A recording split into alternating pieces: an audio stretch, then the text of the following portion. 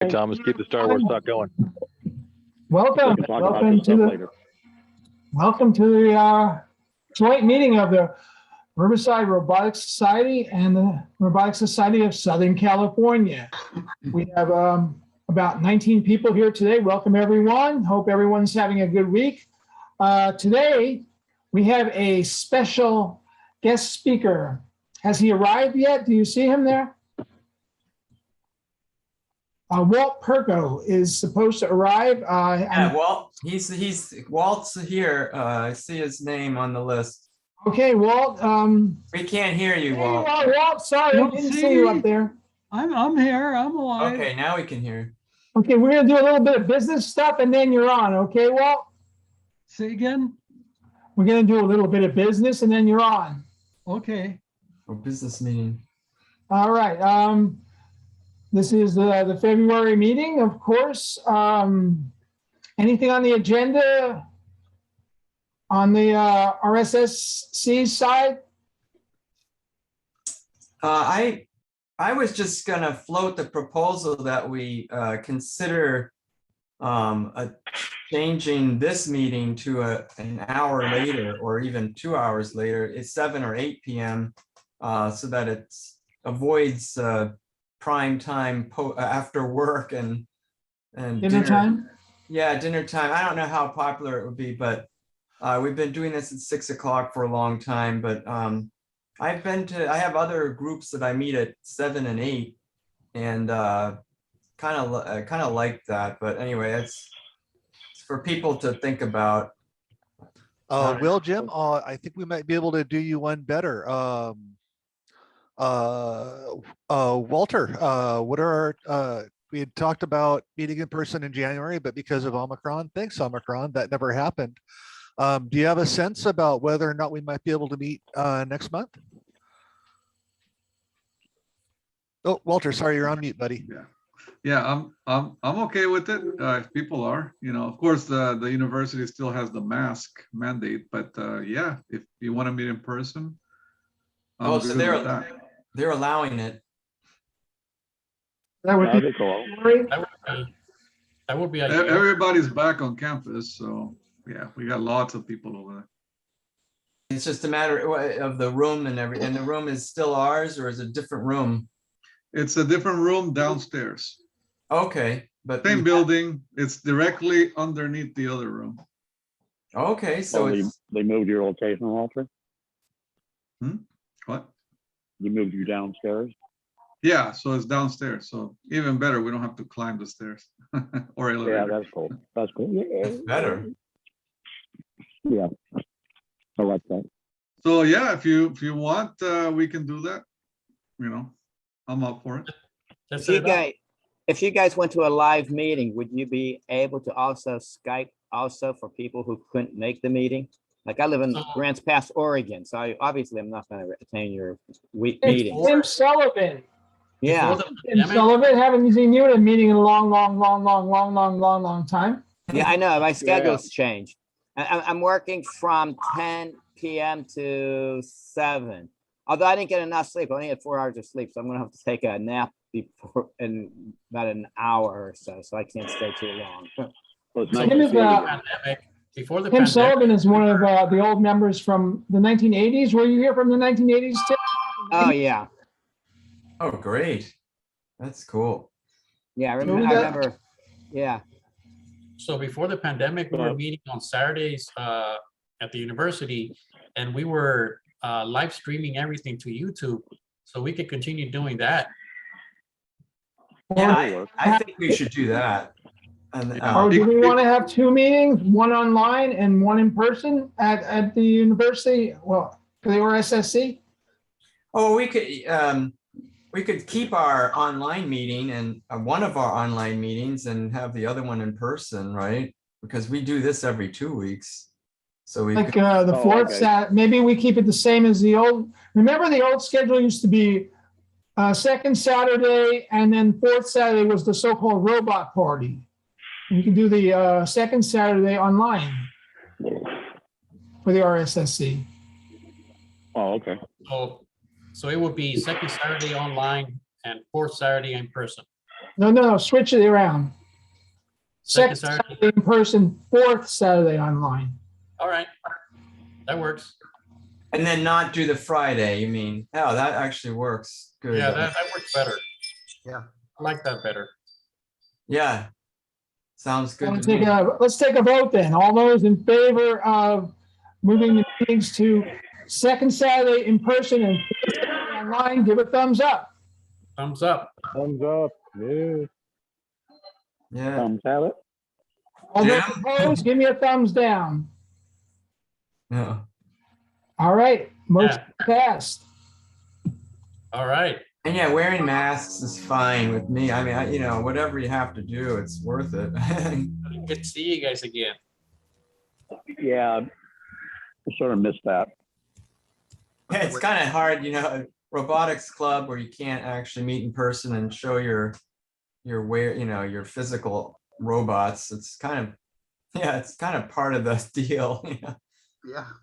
Ideally, so people can stand around and say and poke at it, you know, lightly. Well, you don't want to. Knock it off the table. Yeah, we know. Or laugh at the smoke that comes out. Or step Yeah, on that's it. another option. You miss that tactileness of Actually, I swear it worked. factory.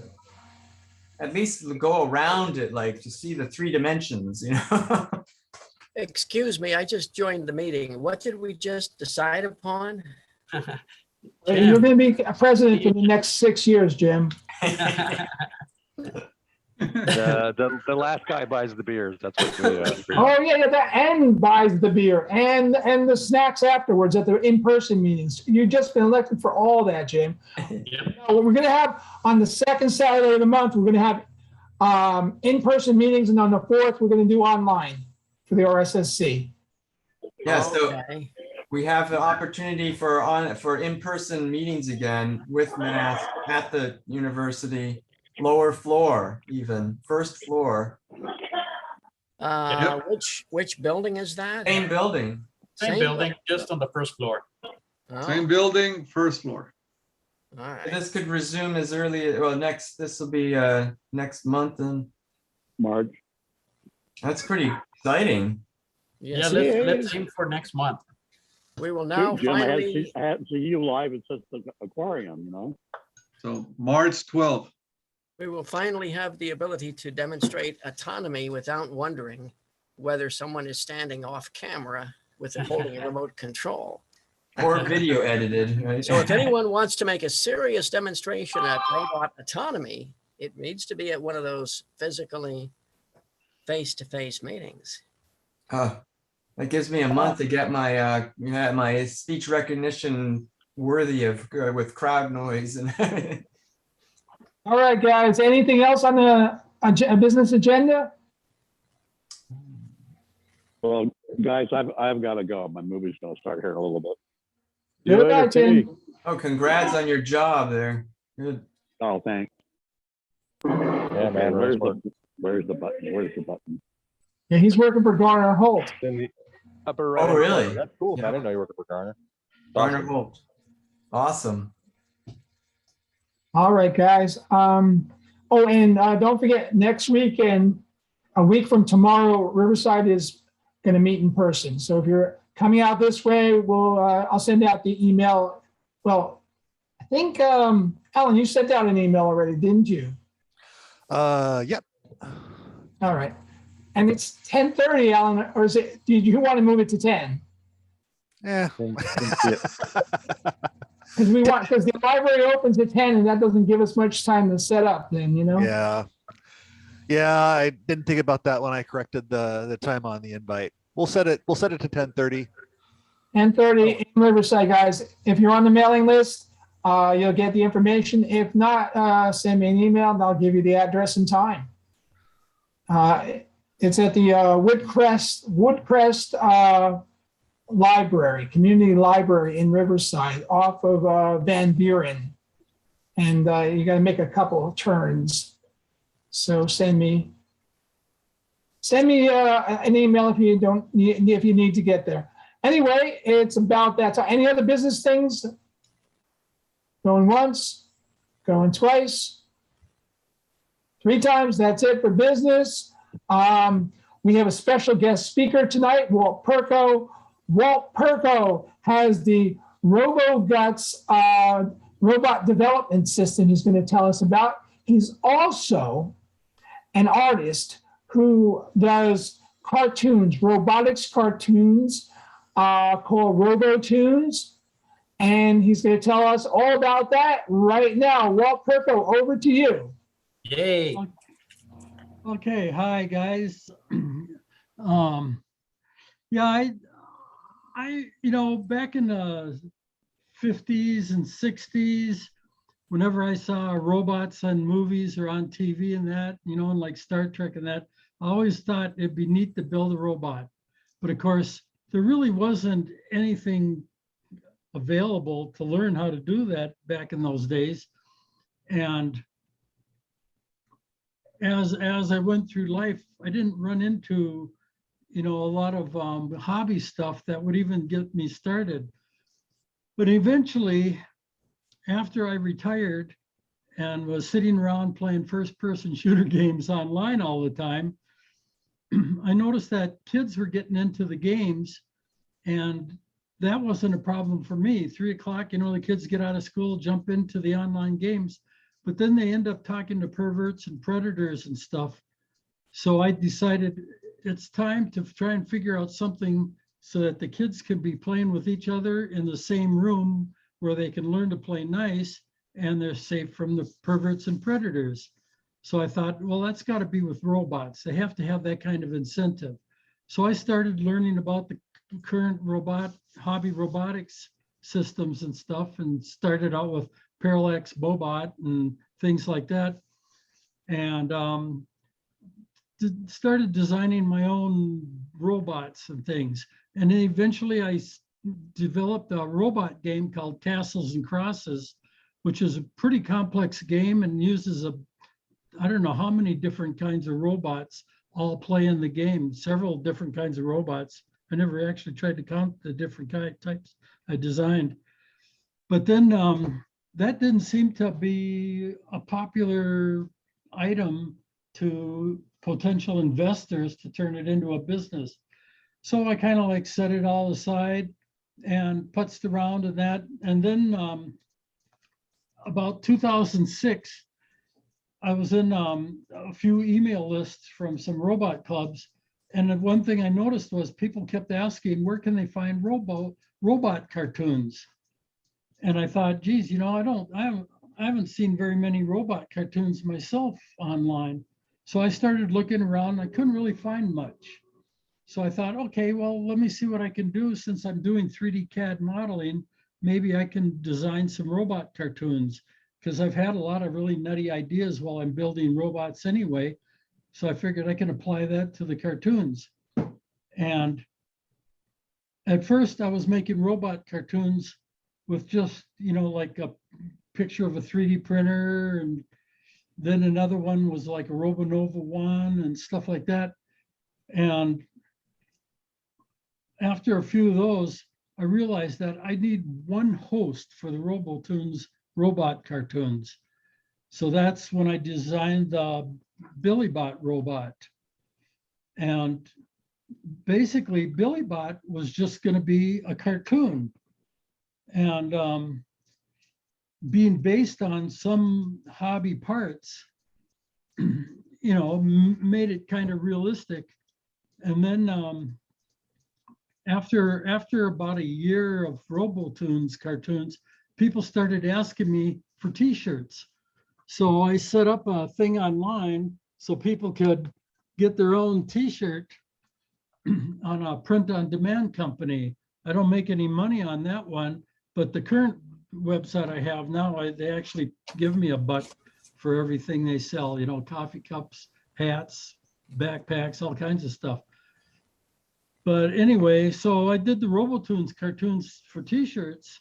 And then I thought, geez, that's a neat looking t-shirt. So I started wearing one myself.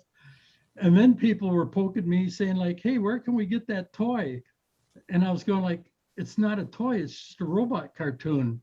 But enough people were poking me about that, I decided to 3D print a BillyBot and build a Billy Bot. Well, the first Billy Bot I built, I found out that all the electronics that should go into it to make it be able to move and have colored lights and talk and sing and, you know, just like a robot should, I couldn't find any circuits to fit inside the small Billy Bot. I tried an Arduino, but after I got everything onto the Arduino to make it do everything I wanted, it wouldn't fit inside. So then I decided, okay, I'll build my own RoboGuts circuit board. And actually, I didn't call it RoboGuts at first, but I decided to just design my own board. So I learned EagleCAD, designed the board, and went through, well, I'm actually up to iteration 18 already. And after I got the board designed and built, that's when I come up with the name for the circuit board as RoboGuts. Because when you look inside a Billy Bot, you know, you see all the little wires sticking around and stuff. And so it kind of looked like regular guts. And since robots don't really have brains, that also made sense. Because the CPU really isn't a brain, it's just a computer chip, the MCU chips. So that's, you know, that's how the RoboTunes thing went. And while developing the RoboGuts circuit board, as I went through the iterations, I realized that what I was building wasn't designed just for the Billy Bot robot, but it could be more generic for a lot of different robots. So now I have the RoboTune, I mean the the RoboGuts circuit board and all kinds of little fun robots. And the idea is that I designed the robot bodies to be fairly easy to assemble. So like this body, you lift the face up and it snaps out, push the lid forward, and then it lifts off. Then you got a nice big cavity, which actually this cavity is big enough for an Arduino, but still you spend more money and more time and effort to do it with Arduino than you do with the RoboGuts circuit board. But then it just snaps right back together and you got a little robot. And I guess what I'm going to do is have Billy Bot do a little intro thing first. Maybe. And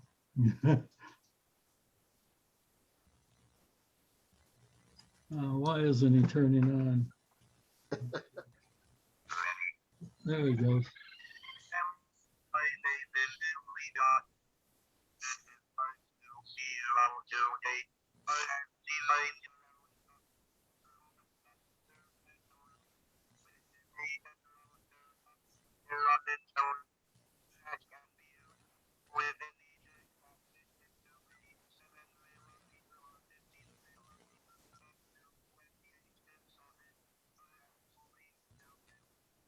Sound is cutting out.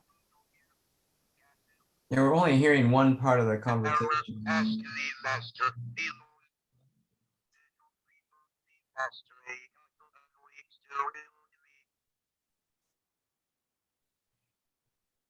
Okay, well, that's not an important intro, but sorry about that. This guy's voice isn't quite as loud as it should be.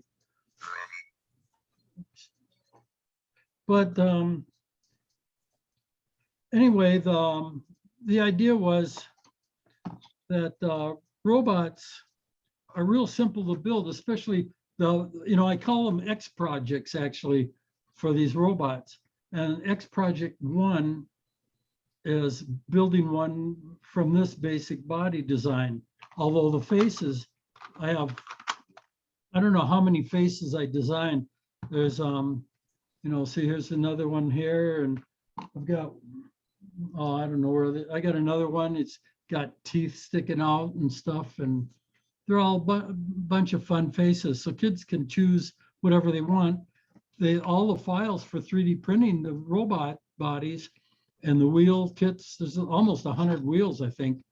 are online for free. So you just download them and print them yourself. Or like here in Nevada, the libraries print the plastic cards for free.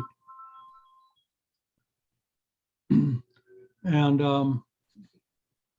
so that makes it a little bit easier for kids. Then the lessons are online for free. So you can learn everything you need to learn. Turn the Zoom meeting off. You can learn everything you need to learn to build these guys with 30 plus lessons that I have on the internet. And basically the only thing I want to do is sell the RoboGut circuit boards for a $1 profit and make it real cheap for everybody and just cover my costs and development costs. And maybe if I can get a few thousand people selling these things, have enough money to do other stuff in life and that. But let me show you another run. This is My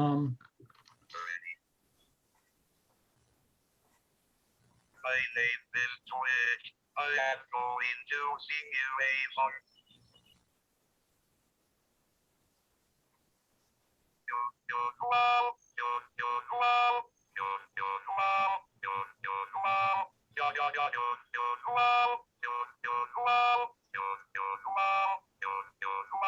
I am electronic. I am electronic. I am a science kid. I am a science kid. I cannot pickaxe chick. I cannot pickaxe chick. A28X2. A28X2. I bought the power. I bought the power. I am so powerful. I am so powerful. What's the situation? When do we take over? It's time to take control. Time to take over. I am a STEAM project. We are all STEAM project. We are education. We are education. I cannot pickaxe chick. I cannot pickaxe chick. A28X2. A28. okay, he's kind of repeating himself there. But yeah, that was the idea that because the RoboGut circuit board ended up being so generic, you can use them for almost anything you want. And the nice thing is you can connect them to lots of different, you can put lots of different microcontroller chips on the RoboGut circuit board. Here's one of my prototype boards. And this board, I have the Atmega 328 chip I pulled off an Arduino Uno board. And this thing on top is, it's got the crystal and the programming port. So for other chips, you have programming ports to just plug in. But as you can see, it's doing that little first Blinky program. I don't do Arduino stuff, so I just loaded up the Blinky program real quick. But another example is, here's the RoboGuts with a basic stamp 2 on it. And pretty much if the chip fits in a 28-pin socket, whether it's a 7mm chip or the wider 15mm chip, you can use it on the RoboGuts circuit board. So it makes it real easy to have a smart breadboard. And the really great thing is, the design of the board is, it goes signal from the pin to signal to signal to signal, then +5 and then ground. So, and it can also run at 3 volts, 3.3 volts if you want to do 3.3 volt stuff. So basically whatever chip you put on here, you can tap into the chip. And because I use the 3-pin headers on here, I don't know if you can see them or not. The camera doesn't really, but anyway, they're 3-pin headers, which is very common with hobby components. Servo motors, they have that one plug that's signal, power, and ground. And a lot of other hobby stuff is. And I found that adapting to other things that aren't set up for the standard hobby, I can just make little cables that end up going to the standard hobby connector. So This is actually to connect to Altair 8800 computer, but you can adapt for a lot of things that way. And that's where I developed the RoboGuts board from the cartoons, you know, got me started in all this. But then it ended up being a whole education program. And the thing is now, this is an education program that's made in the United States versus a lot of people don't know it, but Legos comes from Denmark. Arduino comes from Italy. And a lot of the other STEM and STEAM programs that libraries and schools use come from China. So here's one made in the United States.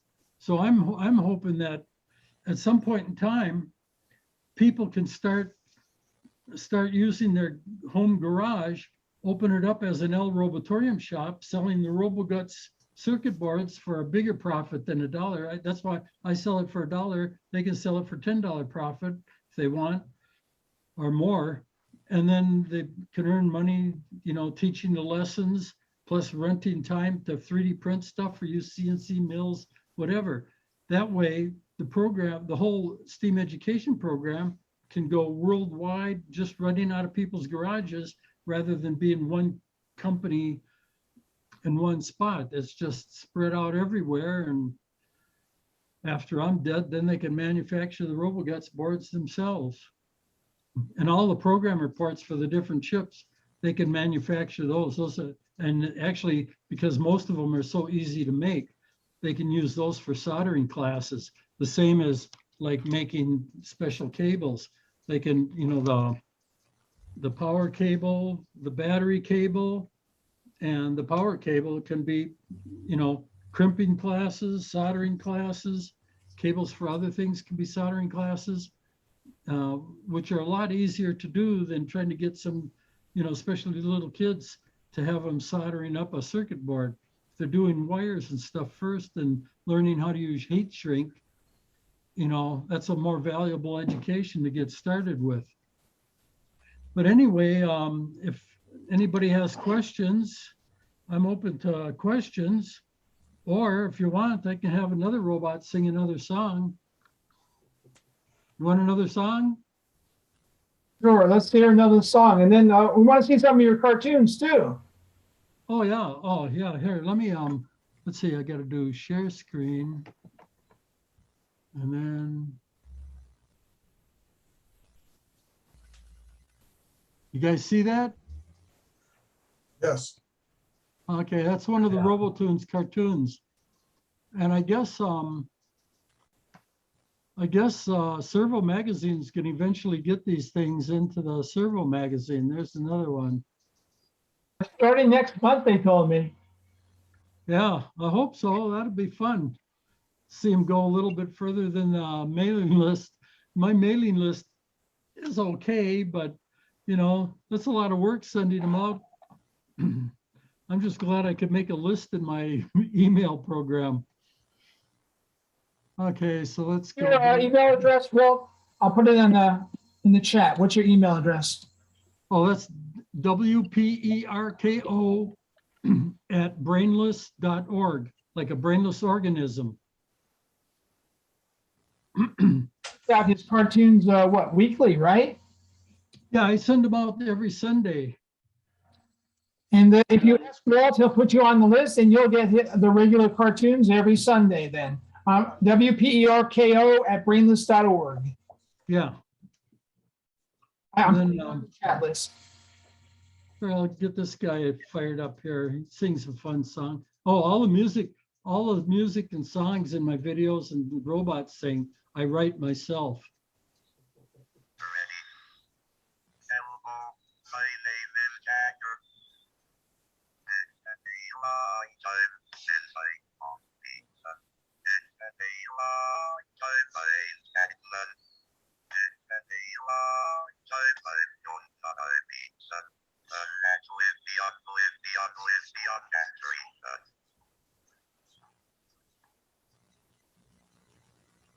That's that song. Yeah, this robot actually won a Hobicon contest. He managed to creep over the line. He's not really designed to walk, but the waddling that he does do, he managed to creep over the line before the other robot made it. And then the other robot actually fell off the whole competition platform. So I won the contest, beat a whole bunch of other robots. I thought it was really nuts. I was going like, this thing's too simple to beat. I just brought it for the fun of it. Never thought it could win. But does anybody have any questions? Hey, Walt, I enjoyed your presentation, but I've got to leave. I got to take a nap. I only had 4 hours of sleep today, so I got to try to get some more in before heading to work. Nice seeing all you guys, and hope to see you again next month. Take care, Tim. Okay, talk to you later. Stay safe. Oh, Walt, for the previously aired tunes, are they at the brainless.org/robotunes? And then I see a lot of pasted videos in there, and I don't know if they're in any order. There's no specific order to them. But those are the ones. Yeah, that's not all my demo videos, but that's the ones I think are the better ones. I'm not very good at making, I'm not that good at comedy, and I'm not that good at making video comedy, especially. But there's a lot though. Yeah.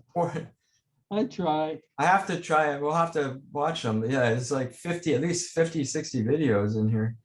Yeah, and at the bottom of the page, you can find most of the RoboTunes cartoons. You click on those numbers. Those numbers. RoboTunes cartoons. There's a big How many do list. you have now, Walt? How many cartoons have you done? Oh, I've actually done more than 700 cartoons.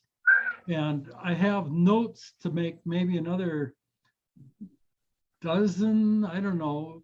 The worst part about doing this is I get an idea for a cartoon, but if I don't have a pen and paper, or I'm not sitting in front of the computer, I usually forget that comedy. I hate that, because I come up with some really good ideas, but then they just disappear, and all I can do is hope I can think about it again some other time later. You need to carry, Walt, you need to carry a little digital voice recorder on you all the time, and then you could just dictate it and then transcribe it later. Yeah, well, I actually tried that. I bought a little tiny one for like $5 on eBay, but it's a piece of crap. And I'm too cheap to buy a better one, because I live on a really, really tiny pension. I retired in 1999, and the guy that was managing all my money disappeared with all my money in 2008. Oh no. And so I'm down to Social Security now, and that really, you're lucky to pay the rent and feed yourself with that. But yeah, I'm, Sorry to hear about that. Say again? I have another brief question, please. On your RoboGuts little board, what kind of programming languages do you use that would be, facilitative for the students and stuff like that? Oh, okay. The lessons I have set up use this PICAX 28X2 module. After looking at several different microcontroller chips and the different languages for programming them, this is the easiest one. I got 5-year-old kids, learning structured language programming using the PICAX Basic. That's a basic language. But you can use any language you want. I mean, the circuit board itself doesn't care. It's the chip you put on there. Whatever chip you put on the board, you can use whatever language you want. And the neat thing with the PICAX chip is you can use C, you can use Python. The PICAX Basic comes from Revolution Education in the UK. They make these modules, but it's just a PIC chip on here. So you can use, I've actually used PIC chips too with Great Cow Basic, which is a way more complex basic than I've ever used for anything. So But, you could actually install Forth on there. Forth is a great language for teaching and stuff like that. And it's very efficient for embedded systems like this. Right. Well, see, you don't install the language on the circuit board. The language is on your computer that you use to program the board. So yeah, you can use Forth if you want. You just need a Forth compiler or interpreter that'll send the data down to the chip that you're using. Yeah, Like I so say, you you're can put any actually- chip there. whatever the native chip language is, the machine code, your computer then translates that and just simply downloads the machine code to the chip, it sounds like. Exactly. Yeah. That's it. You have to Like I use. say, my choice of the pickaxe chips was because the language was the easiest for teaching little kids. And 'Cause I teach for free. what do they use as the IDE on your computer, or the development, the environment to type in the basic? Okay, well, that's on my website, r2pv1.com. If you go there, it says get the software for the lessons and that, and it's called Pickaxe Basic. And there's links to get the Pickaxe Basic. And like this, the RoboGuts circuit board, it also has a little audio amplifier on there and a space for a SpeakJet chip. So you can, that's how you make it talk and sing. So wait, the output from the amplifier is like 1 watt. Could you say that address again? I didn't, that's a different one. Oh, r2pv1.com. All right, that's this, I'm sorry, that is. Romeo, I forget what the Romeo Papa. Yeah, I got it. I pasted it in. Oh, okay, that is the same one I pasted. That's the RoboGuts same. Yeah, okay. Yeah. A lot of it. If you go to the experiment page, you There's can a lot see of- the different lessons.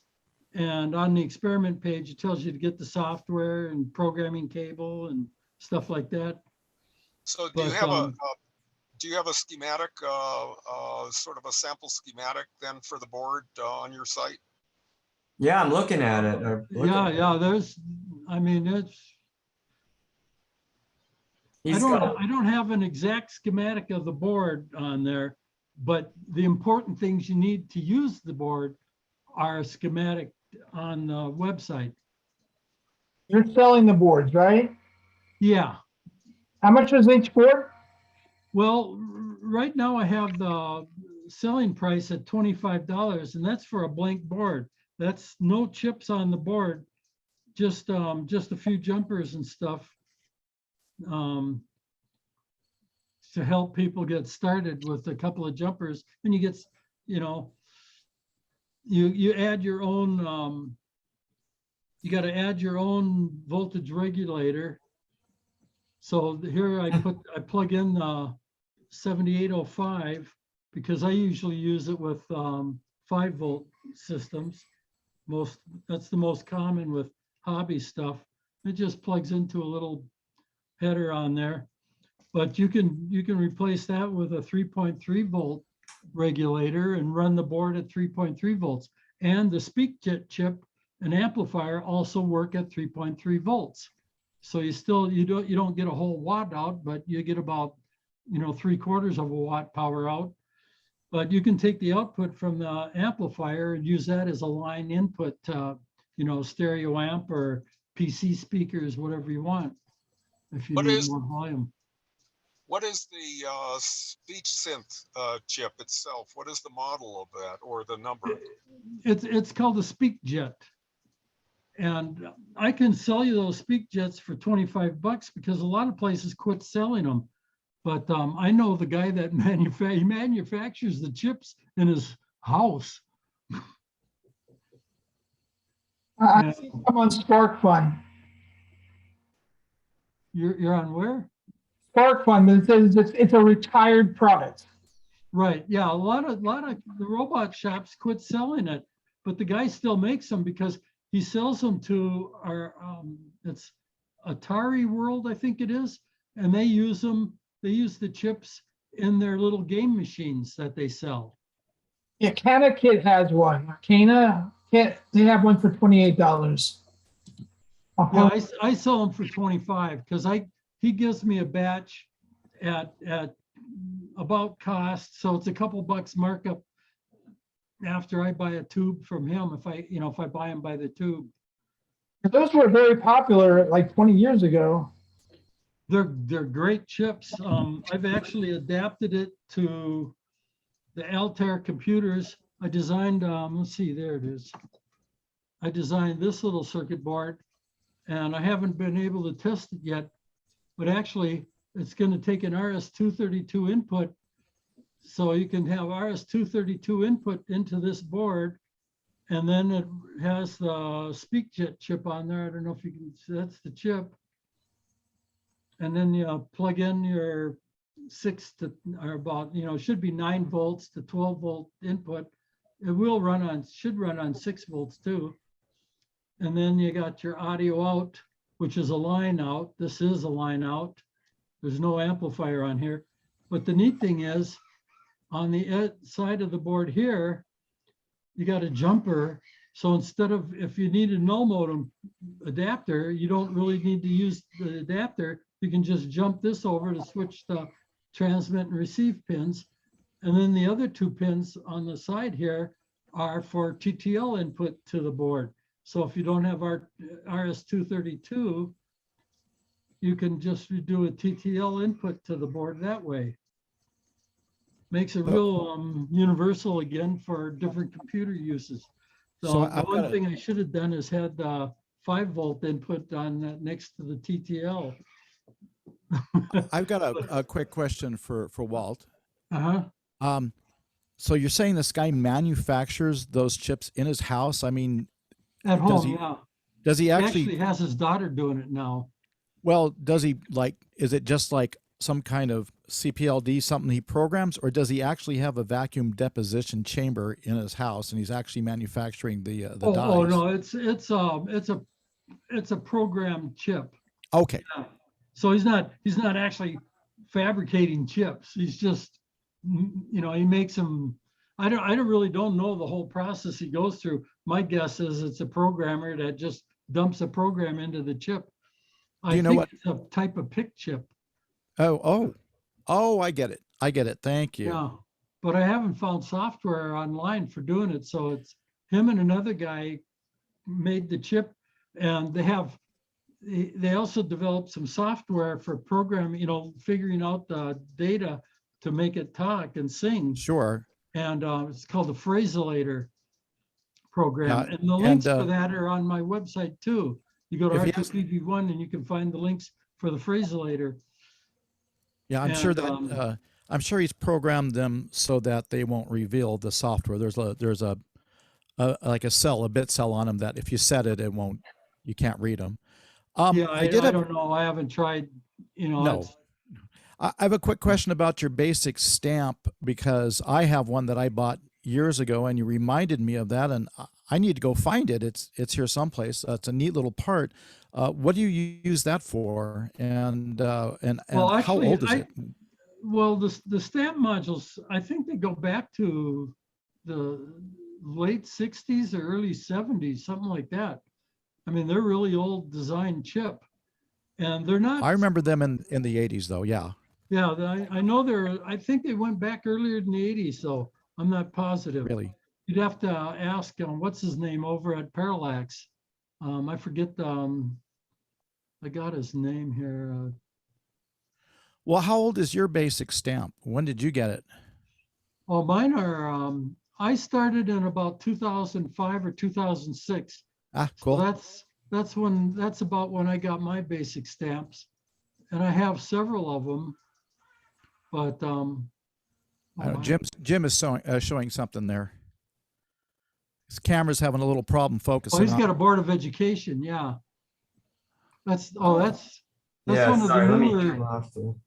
That's that looks like hold it down further. You're up too high. It was on your forehead. Okay, yeah, that's RS-232. So that's one of the older board Yeah, I have- regulations. Yeah, I've had this a while. How do I turn off the, I'm trying to turn Turn off. off the background.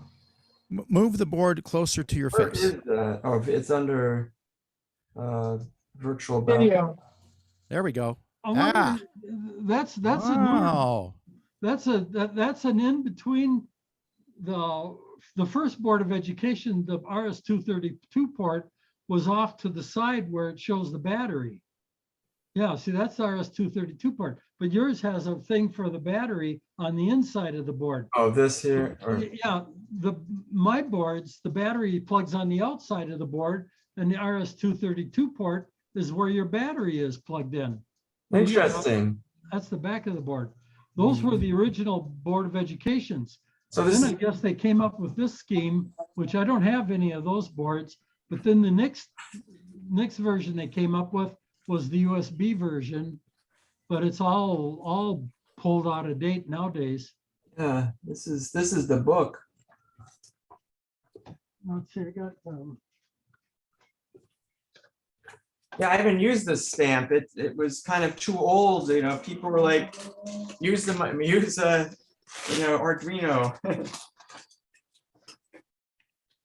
now see, here's the older version of the Board of Education with the RS-232 port over here. Oh, And then the battery would plug in from here. This is the oldest version of the Board of Education for the basic stamp 2. Now the basic stamp 1, I don't know what they had because that all disappeared before I got started. But then they came up, oh, I actually have the boards like you have too, where the battery goes on the inside. it's a I don't board. use these things anymore, but. Where does the basic stamp go on the board? Oh, it goes, there's a stamp module right there. Oh, okay. Now what? On the newer boards, it's welded in. These are on sockets. So you could change, see, this is a 24P, is it 24X? I can't, yeah, 24XP module, which is faster and has more memory in that than the original basic stamp module, which is these little green ones, the basic stamp 2. Sure, I have a little one like that. I have. Yeah, these are like 4 megahertz. They don't do a whole lot. They're pretty limited. No, the one I have is old. Let me tell you, and I don't even remember. I used it for a project, and I know I still have it someplace in 1,000 square feet of storage. So, Yeah, it's there I somewhere. wish I had 1,000 square feet. Yeah, actually, the problem is you get 1,000 square feet and you fill it up, and then you need another 1,000 square feet, and so it's never enough space. Yeah, my apartment's 600 square feet, and believe me, it's full. I've got about 100 robots in this place. That's full. Yeah, the basic stamp, it was good. It's great for learning back in the day, but like I say, the pickaxe, you know, for beginners, these pickaxe 28X2 modules, definitely the best way to go. And like my lessons are designed to also teach structured programming style too. So when you look at my programs, you got your header, then you got your initialization, declaration initialization, then the main body, and then under there are the subroutines, which for Arduino people are libraries. But on the pickaxe, it's all subroutines.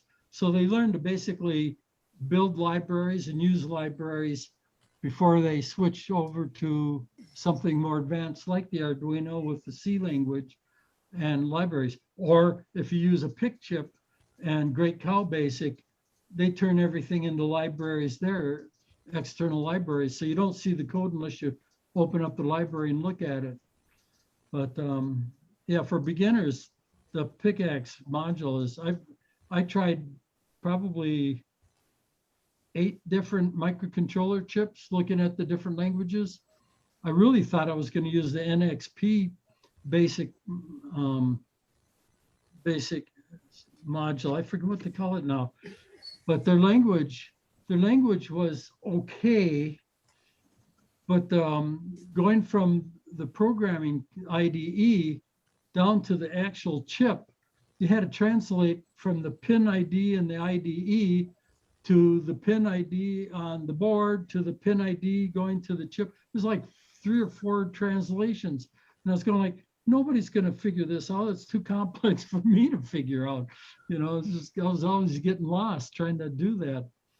But the pickaxe, all they do is everything is designed to use the pins on the chip.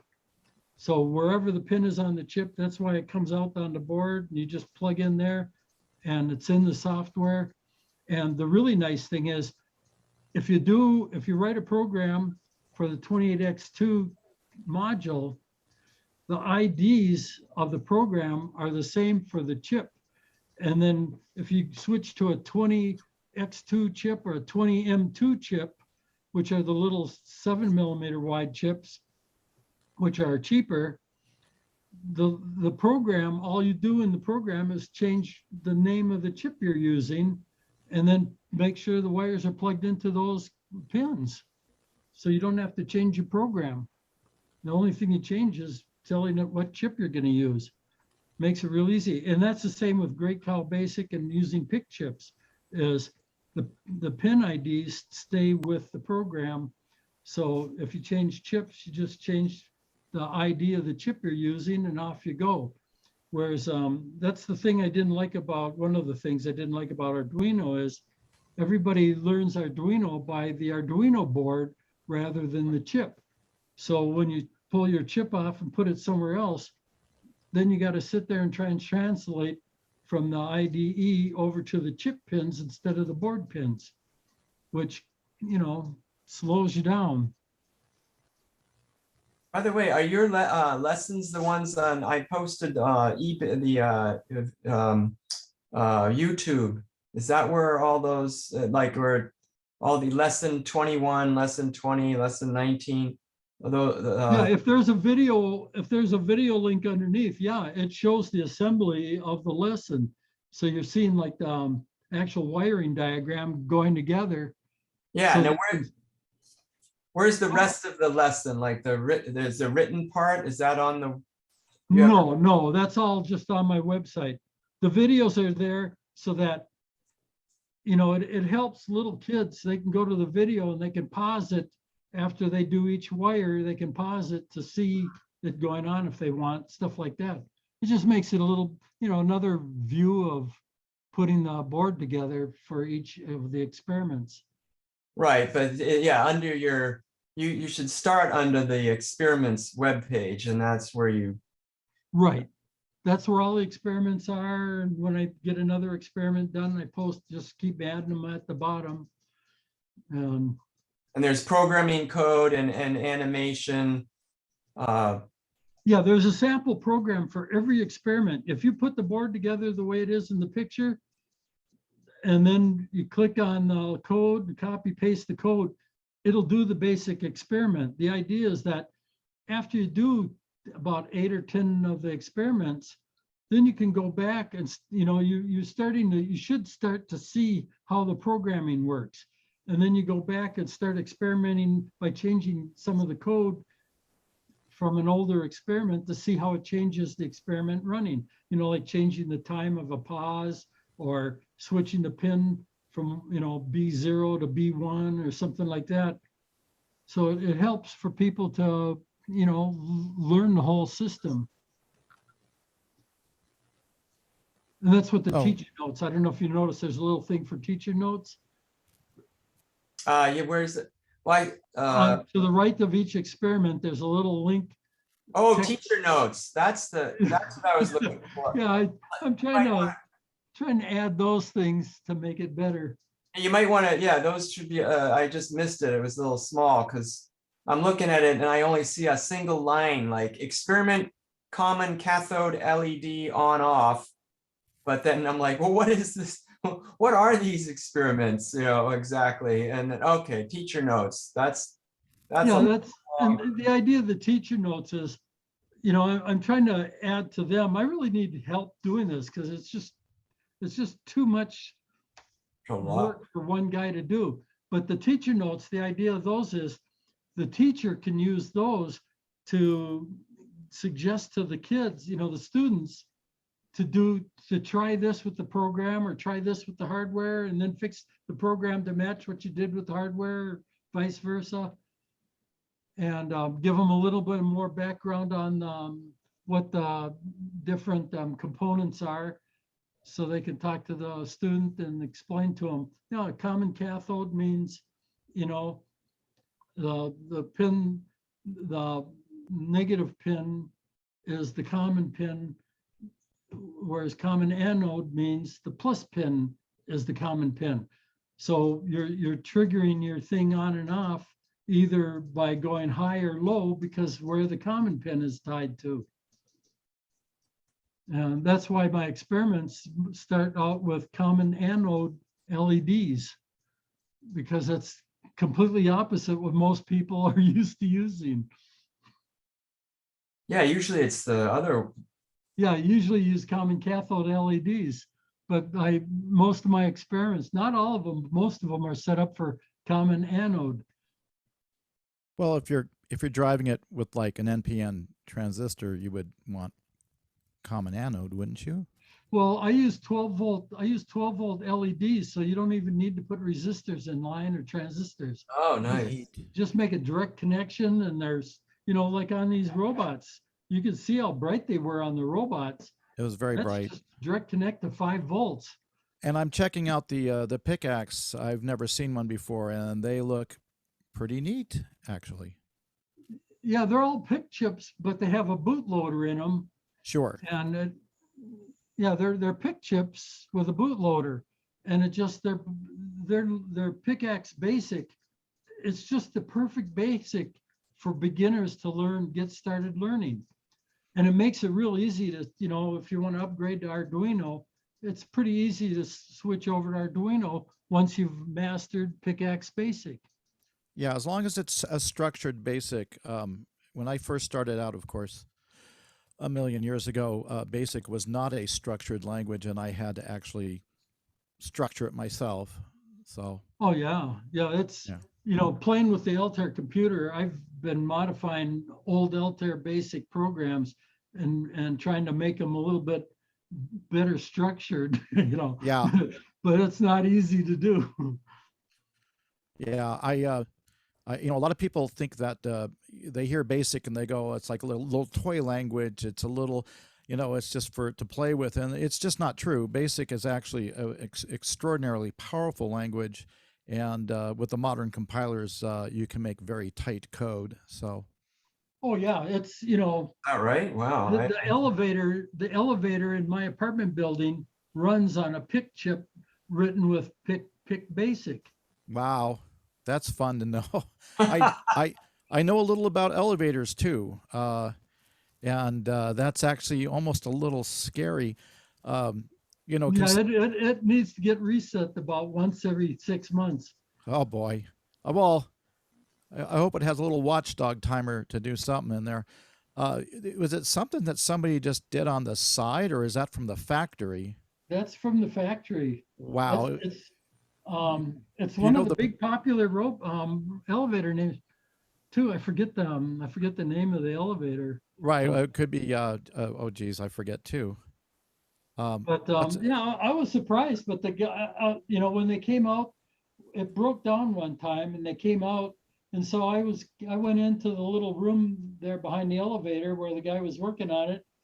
And as I'm asking him questions and stuff, and he points to the chip on the board right there. It's a PIC chip. Wow. I forget the model number. He says, yeah, it's a PIC chip. And they used microchip PIC programming basic rather than some other one. That's interesting. Otis It might be a company? Yeah, it might be Otis. Otis. Yeah, Otis. Yeah, that's my goodness. Like that is number one. That is just strange. It's a 3-story apartment building, you know, with the cheapest elevator they could buy. Huh. It works. They couldn't get the Intel chip elevator. They had to get the PIC chip one because it was cheaper. Yeah. Well, like I said, they reset it about every 6 months. The guy has to come out and reset the elevator. You know, just on a side note, elevators, it's interesting. The door closers on at least most elevators I've seen, I think even modern ones, they're mechanical. They actually have a switch at the top, and as the door closes, it actually reaches different positions, which causes the motor to have different torques on it. So as the door almost closes, it drops the torque, but it's mechanical for reliability. Yeah, And it's got little switches, micro switches. little switch. Well, I've seen some of the old ones that Have actually big levers on them, but huge, they're tiny.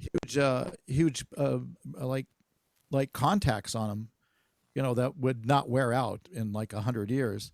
Another Yeah. interesting fact is, you know, I work on and do some design work with amusement rides, and in the state of California, at least, the same department that inspects the amusement rides, you know, they have to be inspected and they have to get a stamp on them like once a year.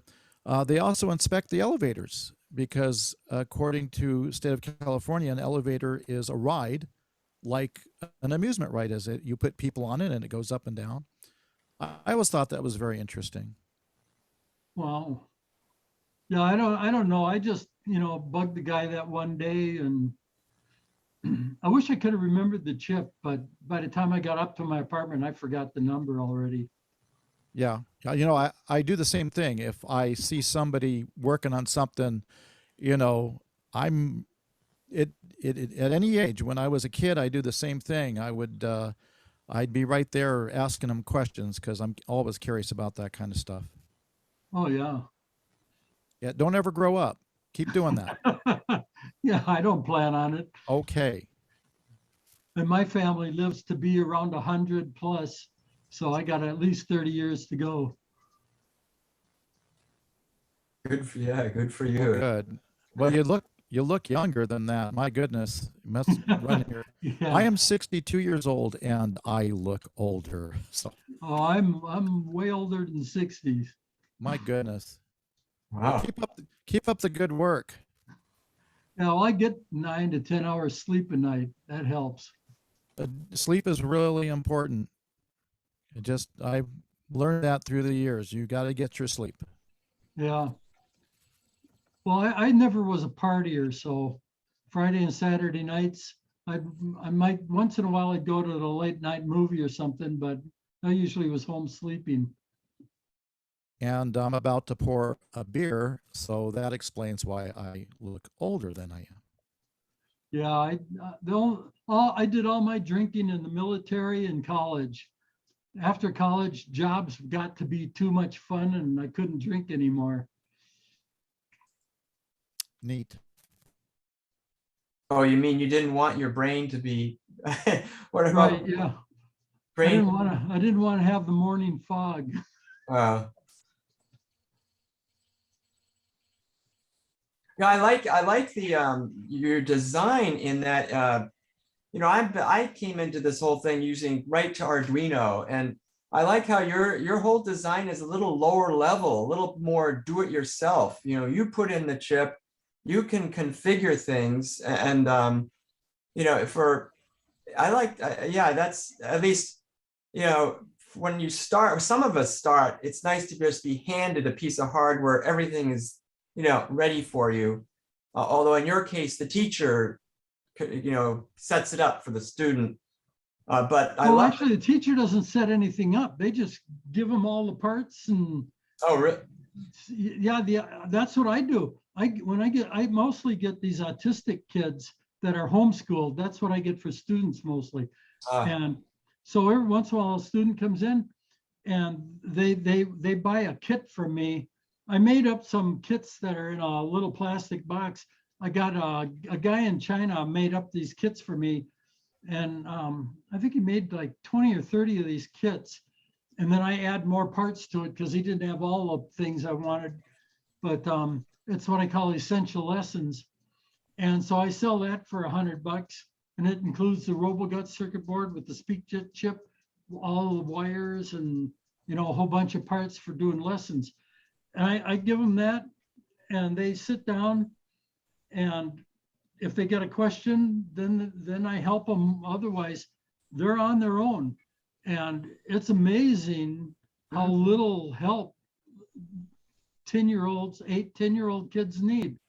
It's amazing. Walt, They just- Huh, and they'll be plugging in the chip itself, like the board already has the chip on it when I give it to them. Yeah. Okay, that's what I meant. Because Yeah. I'm giving them, the board with, it has the SpeakJet chip on it and the PIC-X 28X2 module on it already.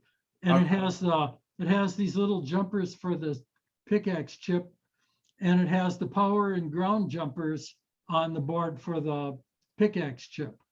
Hey, Walt, I know you mentioned that sometimes you work with autistic kids, and I just want to mention that I participate a lot in something called Internet Relay Chat. I use it socially, but also I use it as a resource. If I have a question about electronics or computers, I will ask the question, and 7 people will come back and explain it to me, and then some of them will insult me for not knowing the information in the first place. But there are a lot of autistic adults and kids on IRC that are very much into electronics and very much into computing. And it's very interesting. A long time ago, I was learning going from C to C++. I don't like C++. I like C. It's like one of my favorite languages. And so when I was going to C++, there was this guy on there, and I was talking with him, and he just knew everything about it. I mean, everything about it. And a couple of years later, I learned that he was 13 years old. So at the time he was teaching me, he was 11 years old. And let me tell you, he knew his stuff. He knew it. Yeah. He knew everything about it. So you do find a lot of autistic types. They get into electronics. They get into computers, and they get highly proficient at that, some of them. Oh, yeah. Yeah, I taught a 3D CAD modeling program to a bunch of Sea Scouts in Long Beach about 12 years ago, I think it was. What's a Sea Scout? I guess there's like Cub Scouts or Boy Scouts, except that they have sailboats or rowboats or something. Oh, a Sea Scout. I get it. Yeah. But anyway, I was teaching 3D CAD modeling and 3D printing to this group there in Long Beach. And so the kids came along and they all brought their laptops and stuff. And the lady that organized the whole lesson, I mean, the group for me to teach to, she got them all loaded up with a free month, 30-day use of the program and stuff. It was SolidWorks. And so I'm going through and I'm teaching them how to make a little tiny, it's a 4,000-year-old puzzle. And it's 2 pieces that are identical shape. But when you put the 2 pieces together in the correct fashion, you end up with a pyramid. And so I'm teaching them how to design the part in SolidWorks. And some of the parents, they're standing behind their kids and watching them and stuff. By the end of the week, it was a 1-week class. It was Monday, Wednesday, and Friday, 2 hours each day.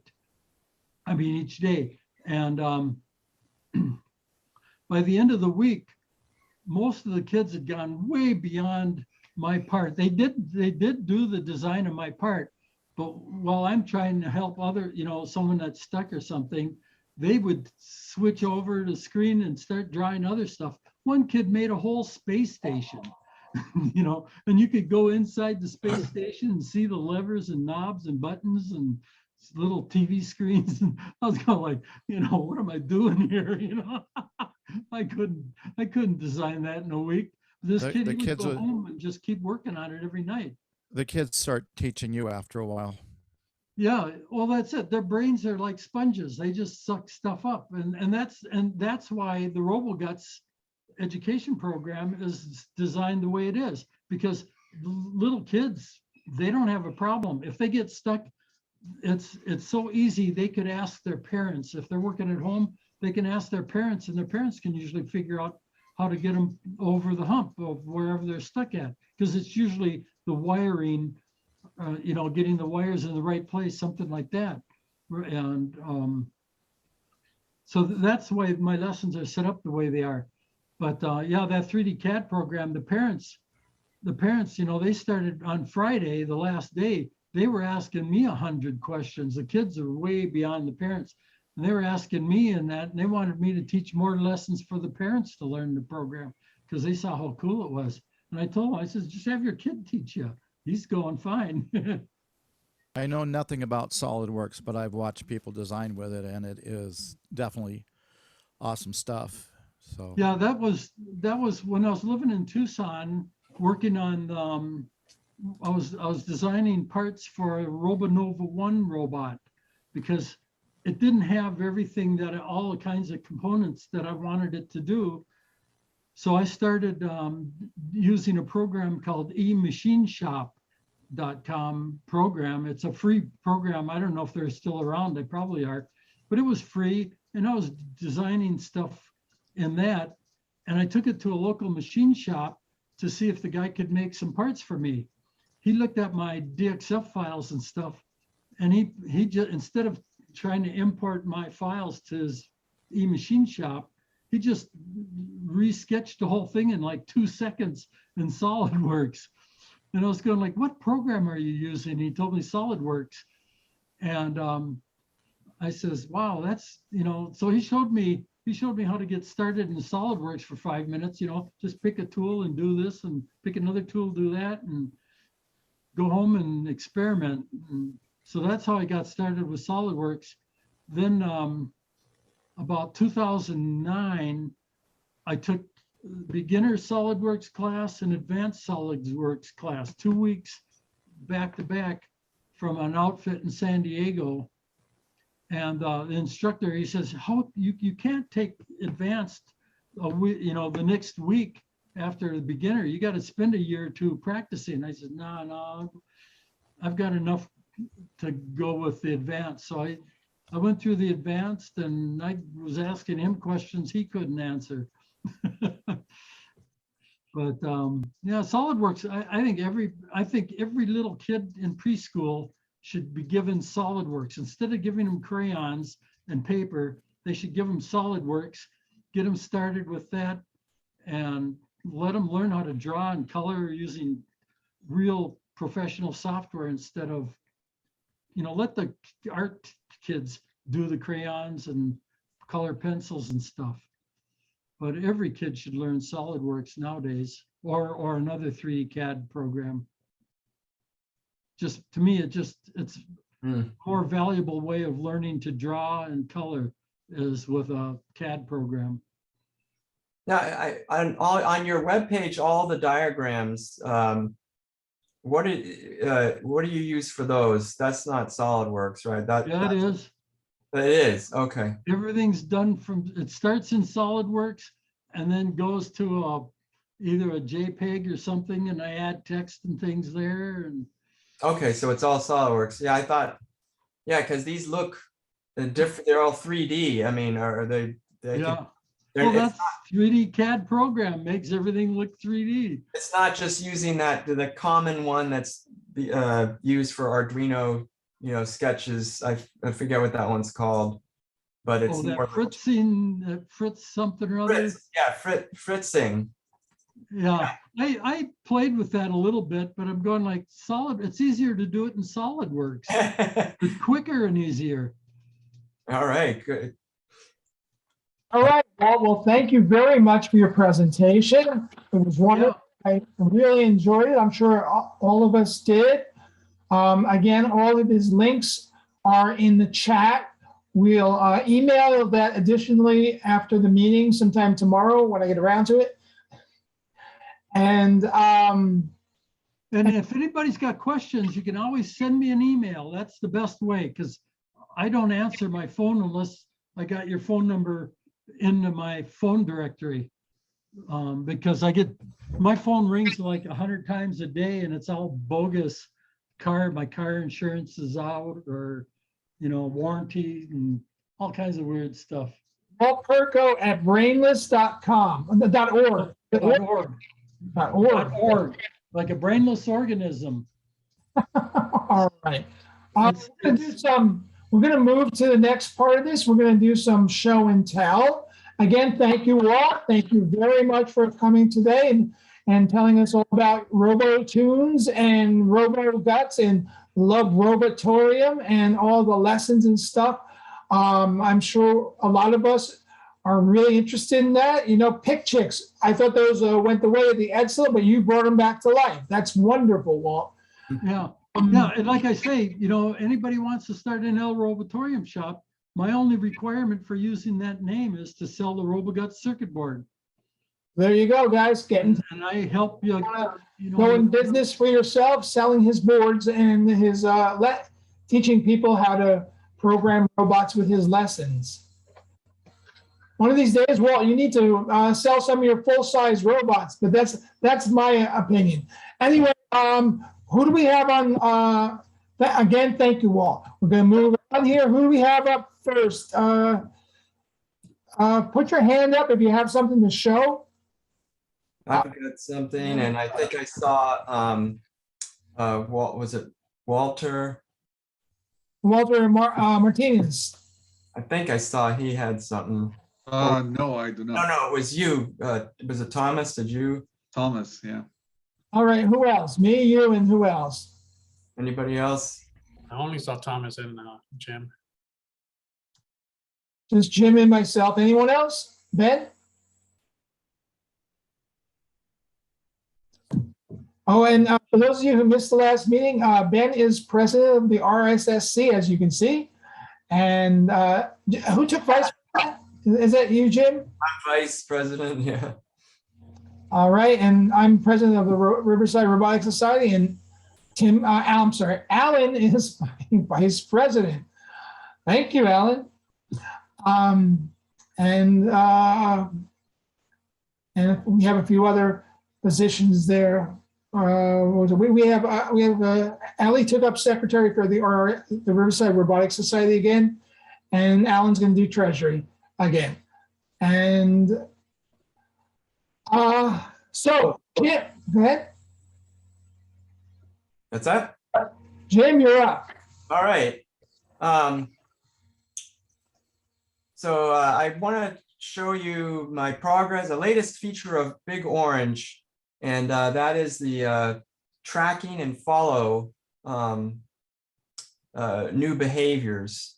And this is using the Oak D, Luxonis Oak D camera, AI camera with depth AI software.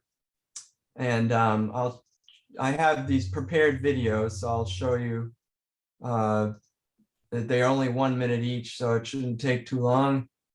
And there's I have a technical video from the robot's point of view, and then a live action as well. And I'll sort of talk through it.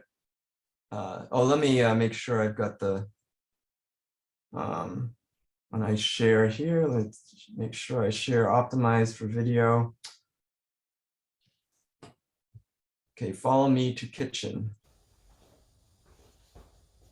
Orange, follow me. Okay, I will follow you.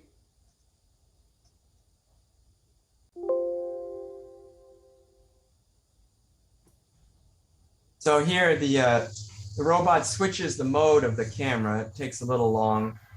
And so I've got a pan tilt servo going on here, moving the camera around. And it's a little tricky going around corners. So I cut out the slow part there. But the robot will turn as well as the camera turns to keep the person in the center as much as possible. Is he following you specifically or anybody in front of him? In this case, it's just any person. Or well, actually, no. I'll show you that at the end. It's it's IDing you. Orange, stop following me. Okay, I will stop following you. In this case, it doesn't matter because there's nobody else there, but it's assigning an ID using an object tracker. And I'll show that. I recorded that video today, actually, with my wife.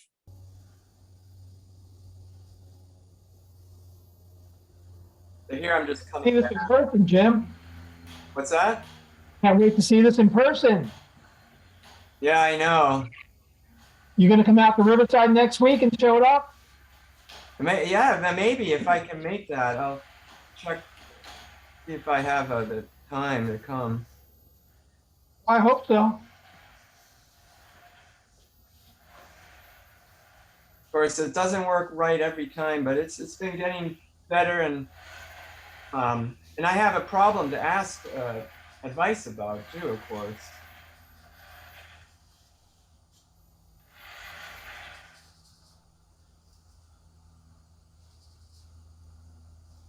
So Orange, Jim, stop following me. what actually is the video locking onto in order to follow you? What on you is it locking onto?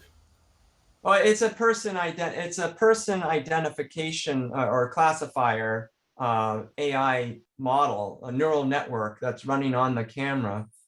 And so now I'll show you the behind. So that's the live action. And if you notice the eye, I spent time making those eyeballs move in the direction the robots was looking in. I don't know if you noticed that, but I saw that. yeah, you can see the eyeballs, or you see how the eyes are turning. Well, you can't see it there, but anyway. But you didn't really answer the question that I asked. It's using facial recognition. It's AI and neural Yeah. networks. But what on you is it locking onto in order to track you? It doesn't. It's just me. It's a person classifier. It identifies human beings, and Oh, so it takes your whole body. It identifies your whole body and then follows that. Is that any what I- well, yeah.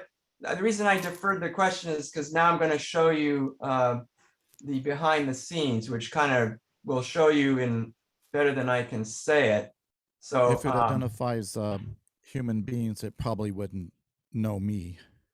Sorry. Are you not human? I have been told that. Are you a brain in a vat? I am on the wrong planet. So the way it works is, well, just to do a quick lesson is, this is an AI model that's trained in called MobileNet, and this AI neural network is trained on several items, like 10 items, the MobileNet at least, including person and TV monitor and stuff like that. So it's been trained with, hundreds of thousands of pictures and of people. And so any portion of a person's body that's visible up to a point will be identified as a person with a percentage probability that it is a correct identification. So in this case, you see a bounding box and a percentage 95%. And this other info is is location, spatial coordinates, and then an ID here is from the object tracking part of the neural network, and that uses this could be an hour talk, so I won't go through it all, but it uses so algorithms and Kalman filter to track objects by the colors and the shapes and all sorts of the details of the pixels. So Can you also program it so that it follows, like if someone's wearing a special tag, something like that, or a badge? well, this particular one is you can't do that. That would be a slightly different technology. Like there are ones that will follow a fiducial you're familiar with fiducials or like QR codes. So there are models that will, or you don't even need a neural network for that.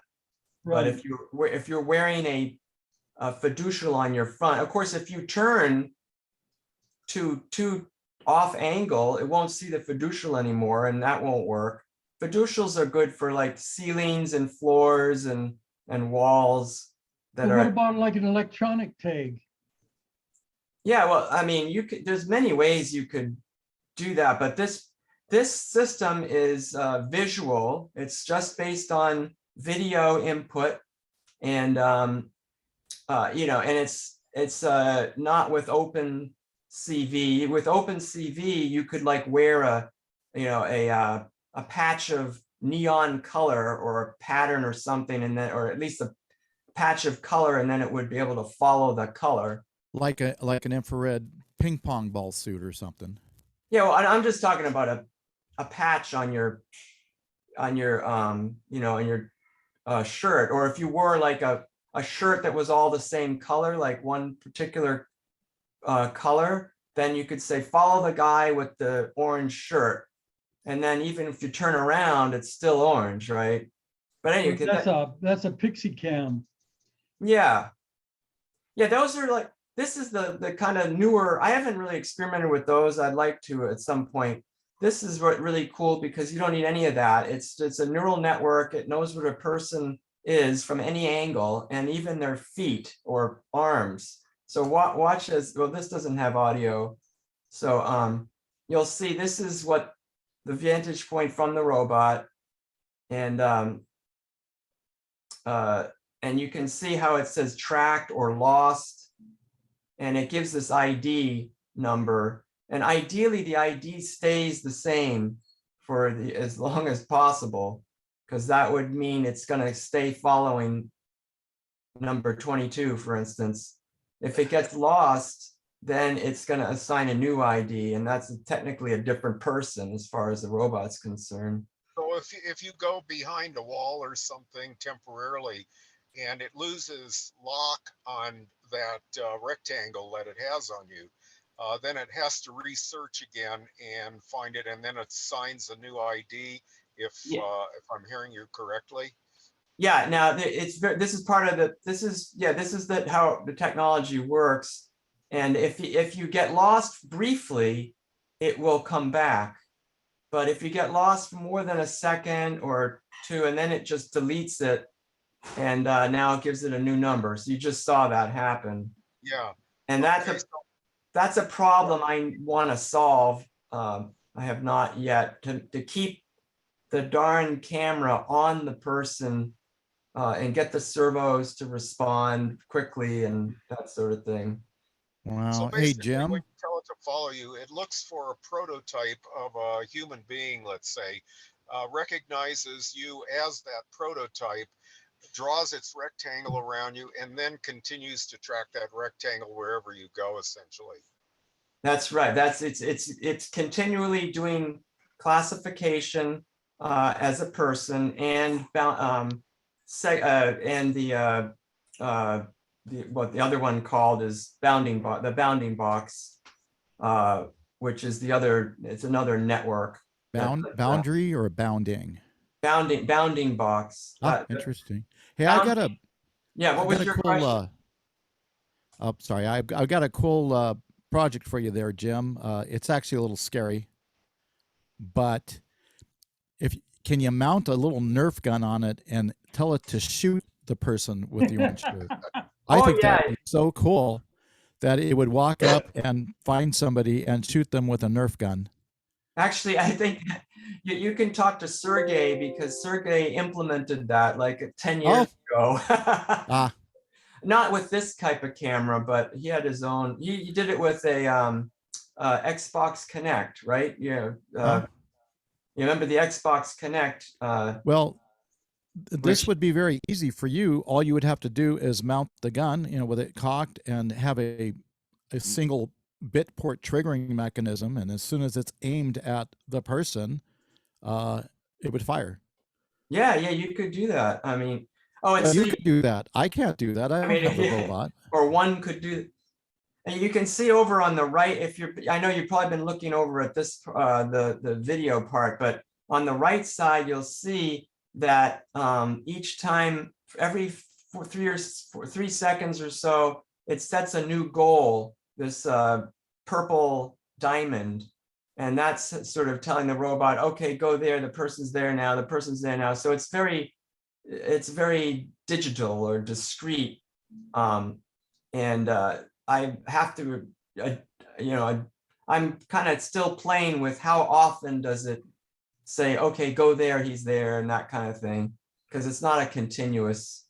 Well, you know, it to add, looks like to keep your tag. incrementally updates.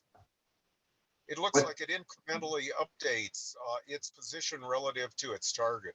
And Yeah, well, that you know, the information's there every like 17 times a second, but I only tell the robot to go to a new destination once every 3 seconds. I kind of played with 3 seconds or 4 seconds or 2 seconds. Seems like 3 seconds is reasonably good. Now, But are these set up as separate tasks, or is it all kind of run together in one solid chunk of code? no, there's different threads going on. Okay. Okay. So you have one thread that's causing it to physically move and follow, and another thread is setting up the binder box. There's multiple threads here. There's a thread for the depth AI, which is doing this data acquisition. There's a thread for moving the servos of the camera up and down. Then there's the main thread is driving the whole thing by running an algorithm to get the data, and then set the new target location. So that's at least what, 3 or 4 threads. At least those are 3. Yeah, the depth AI, the servos, the main thread, that's 3. So yeah, and they have to coordinate between those. And the robot stays a certain distance from the person. Is that right? Yeah, I have him go up to like 1 point. I think I've increased it to 1.2 meters from the person, so it doesn't bump into them. And then also I've just added it will it'll set the yaw or the heading. So the robot will, when it first computes the sort of heading to the person, it will remember that heading, and then even if the robot has to go around an obstacle, it's supposed to go to that position and then turn in the right to that heading that it originally. So now, Jim, I have a question for you and a comment.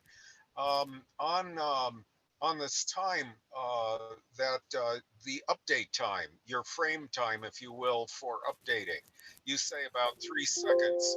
Is there a way you can dynamically change that as the robot moves? As we talked about, the noise suppression in a crowded room kind of thing versus a quiet room, a similar kind of mechanism, so that the robot could adapt its timing for updating frames as necessary, depending on the environment that you're moving around in, number 1.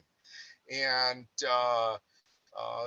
number 2, related to that, then to be able to adjust other parameters perhaps that may be necessary, for instance, around the corner, instead of continuing on the same heading, that it could go into a search mode in order to try to find you again and then lock on and move forward. Yeah, well, let's see. There's a few questions there, but yeah, let me go backwards from the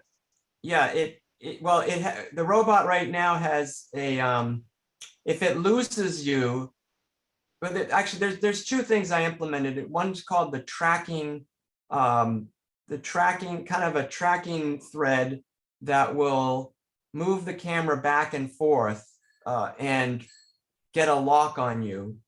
And so if it loses you, like if there's no bounding box here, it will go into that mode, or it will actually goes back to its home position.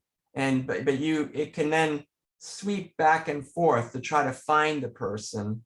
So that, and then once it finds the person, this bounding box shows up, and then it holds on to the person that way. So I haven't fully implemented like at the beginning when you say follow me, the robot does that back and forth scan, but I haven't added it to in the middle. Generally, I haven't needed to, because if the robot loses you, generally what happens is the camera goes back to the home position, and then if you're in front of it, it'll pick you up again, and it will continue. It'll assign a new ID, but it will see you. And then for your ID problem, couldn't you tell a computer to do a facial recognition? Very good. But also look like your pants are one solid color. Couldn't it like look for a solid color and capture that to help it ID you as the same ID? Yeah. I mean, with these cameras, the code in here is using the OpenCV library, and there are routines in there that you could bring in to do things like that. But it's more work, obviously. And yeah, there's a lot you could add on to this with computer vision types, calls to look for color and that sort of thing. Well, like facial recognition is, I think, what you're What's looking that? for there. Facial recognition. Oh no, well okay, there were two questions. He was asking about the pants. Oh, I And, see. the answer to the other one is I have another demo where I do facial recognition. So this camera also does facial recognition. I have not tied the facial recognition together with this. They're two separate models, and unfortunately, you can't load. Well, there's a few things going on here. This particular model is called MobileNet, and MobileNet identifies a person or a TV or whatever, and it also has a spatial network that and using the stereo camera can give you the XYZ, and then it has the object network that can keep track of the same person, for instance. Now with the facial recognition, that's a different model, and I don't think that one has. I looked it up and it doesn't have tracking.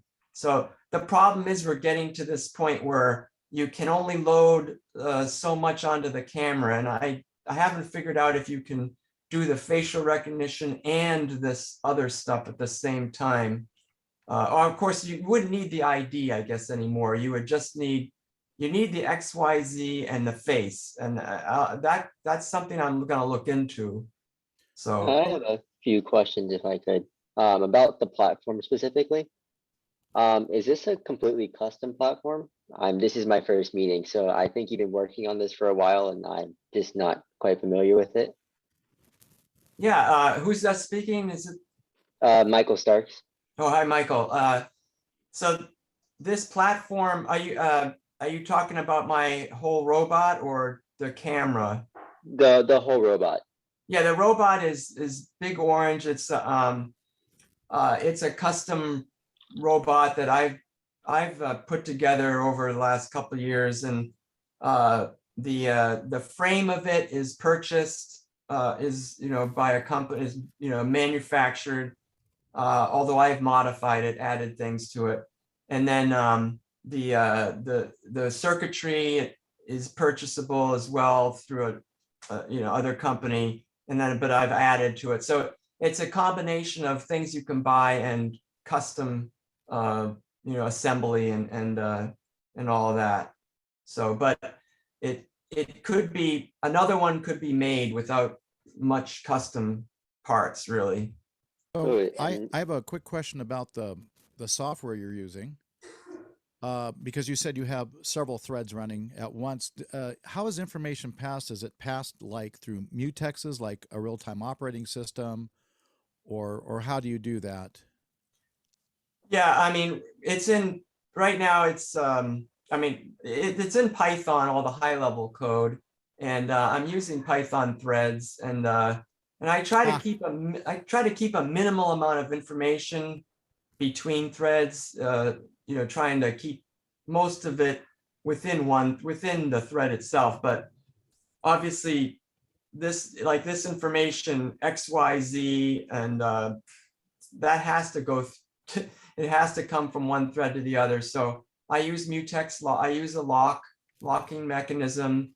So when mutex, I'm using a mutex, so 18 times a second this information is updated in a variable or in a structure, and then the other code is probing it several times a second, and you have to have a mutex to prevent the X might be written, the Y, and then the Y, it's in the middle of writing. You need to have them both, and you then need to have them all written at once. Yeah, so in other words, what happens is and just to explain to everybody else is the system could be filling in X, Y, and Z, and in the meantime, if you didn't have a mutex lock, somebody else starts reading X, Y, and Z, and it's getting like half updated values. So the mutex right. So like the mutex basically lock.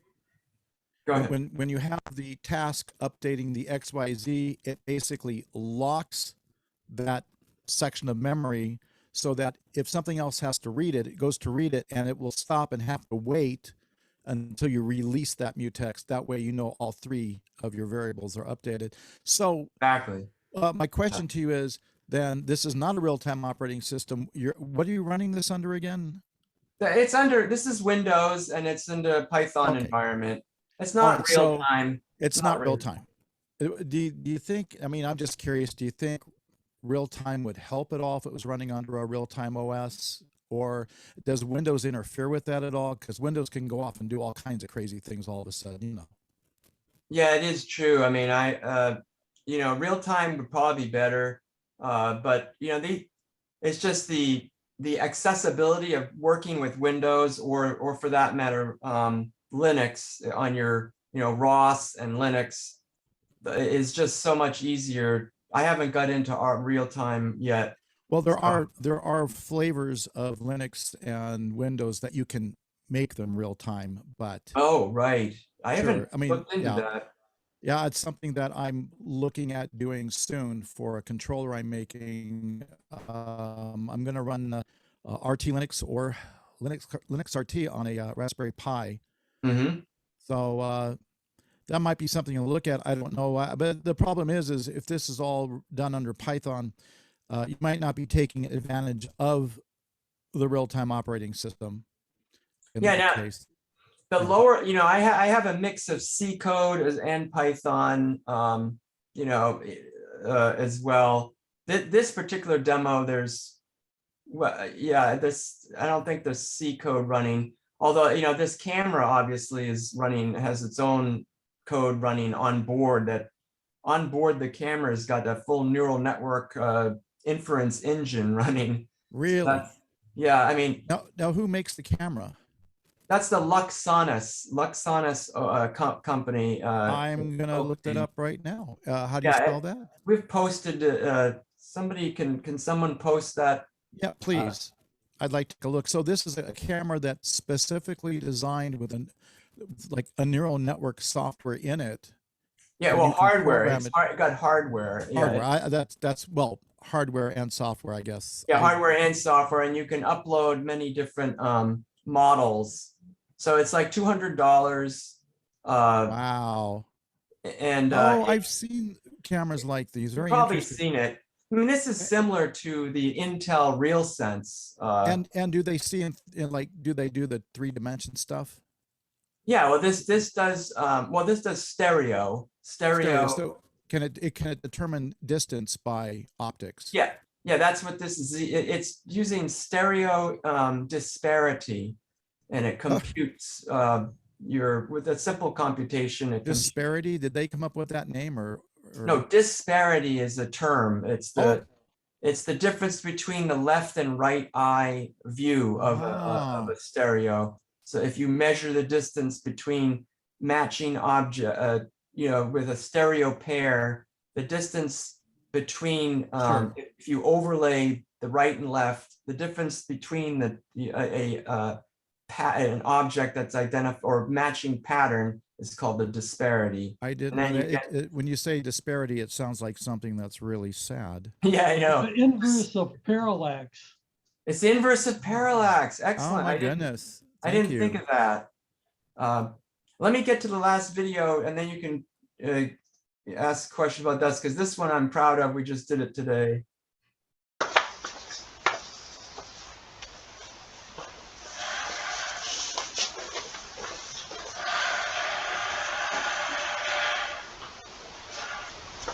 So notice that I'm number 55 here, and another person gets in the way,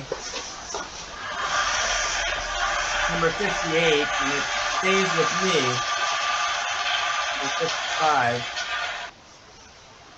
Here I'm number 59. Okay. There's another person there.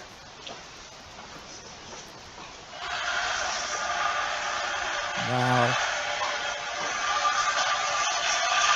This is how it knows it's me, basically. Now, how does it know it's you and doesn't paste the other person? Well, that's this this ID. See, the ID is 59, and there's an object tracking model in the system, and it uses there's a whole page on it. I sent out a link on our mailing list, but it uses a common filter and Hungarian algorithm, and it does this matching. It bases it on color histogram, and it's pretty complicated, but that's so all. You can be completely blocked by somebody else, completely blocked if you're off in the distance, and it will still follow you. Blocked briefly. Right, but somebody can walk and completely, because I saw that your box disappeared for a second. Yeah, for a second it will. And I think in one of these cases, you're getting into the detail, but like here, see, it lost me there. I get it. So like it basically goes, okay, well, he's gone, but we know that he might come right back because he was right there. Yeah, just for a sec, like here, I have to go through frame by frame, but there it said 38 lost and 40 is in front, and then there 38 came back. So there's a brief window where it can lose and regain, but after that window closes, it's lost for good. And you're talking parts of a second. So it actually kind of understands you're still there because of laws of physics, that you're moving in this certain direction and that you're probably still there. Well, it's not using any physics. Again, it's just using the image data. It's histogram, color, shape, that sort of thing. Okay, I get it. It sounds like a similarity measure. So you've captured it. It had been tracking you, has that data. You get an interruption of a different sort of data, but then it looks for similarity between the new and the old, and then returns to the old since it hasn't been commanded to track any new. Then is what it yeah, says. well, I mean, this will track as many people that come on. Like, see, it says 58 for her, 55 for me. When using that common filter, whatever, obviously it saves when it makes an identification. It saves a profile that it figured out in memory for like number 55, and then it tries to match that continually every frame. And if it loses it, briefly, it'll hold on to that memory. And if it's more than a little bit of time, tenths of seconds, then it will throw that away and say, well, that guy's gone. I don't know what determines that, but I wish it would hold on to it longer a little bit. But that's how it works. And then it will, so for several people, if several people are in there, it's holding on to several profiles in memory. In fact, at the beginning here, there's 3 people. And yeah, so it remembers the profile. Oh, maybe I must have cut that out. Let me finish this video. The last part is even better.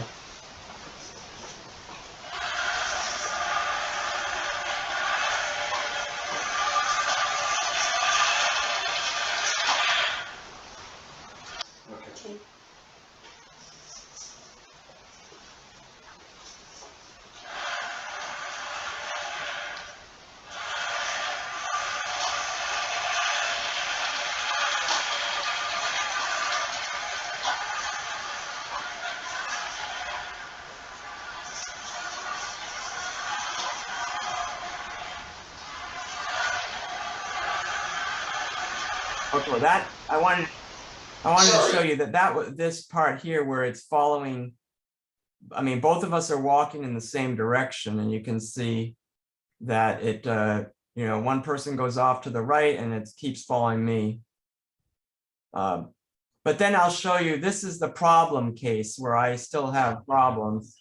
Sometimes the robot, or when the robot's on its own navigation, and it will lurch to the turn quicker than my camera system can keep up. And you'll see right here, it loses me and then it removes me. And then when it comes back, it's a different number. And so then I tell the robot to say, I've lost you.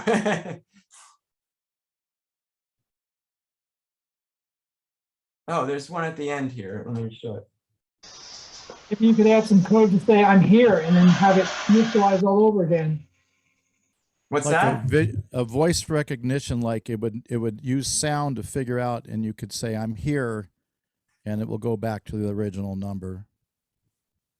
Yeah, or well, it's gonna have to, I think you can't, well, it's a new number, but you could say, I'm in front of you now, or basically what I was gonna have the robot say is, I lost you, come back a little, please. And then the person would just go close to the robot, then nobody else would be there. And it takes the closest person at that point.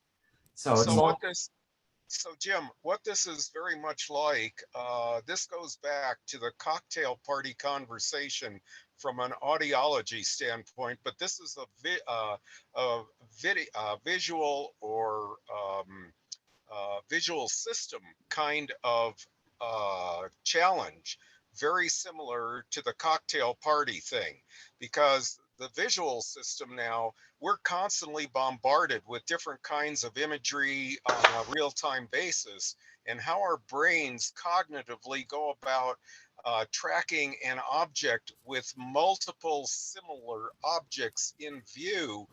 There is a number of different cognitive aspects to this whole thing, and this AI that's been done to date isn't capable yet of being able to make those kinds of distinctions and discriminations.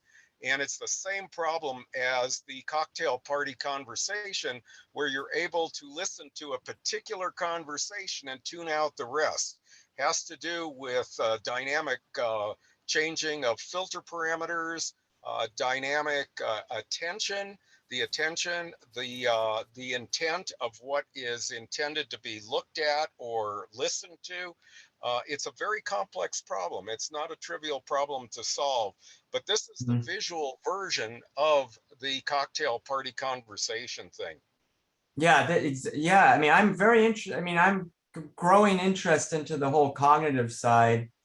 This is the visual side, and it's just a real small slice of the whole problem that you're talking about. But this is like, if what an eye, your eyeball and your part of the brain in the eye, that it can at least track similar shaped and colored objects. That's kind of all this thing is doing. Something else you might be able to add to it would be as like an ultrasonic or a really low frequency Morse code type thing, so that the robot would, if it has two ears, two microphones, it would be able to triangulate to a little, inaudible to us, but it would be able to hear the code, knowing that that's the one I've got to go after.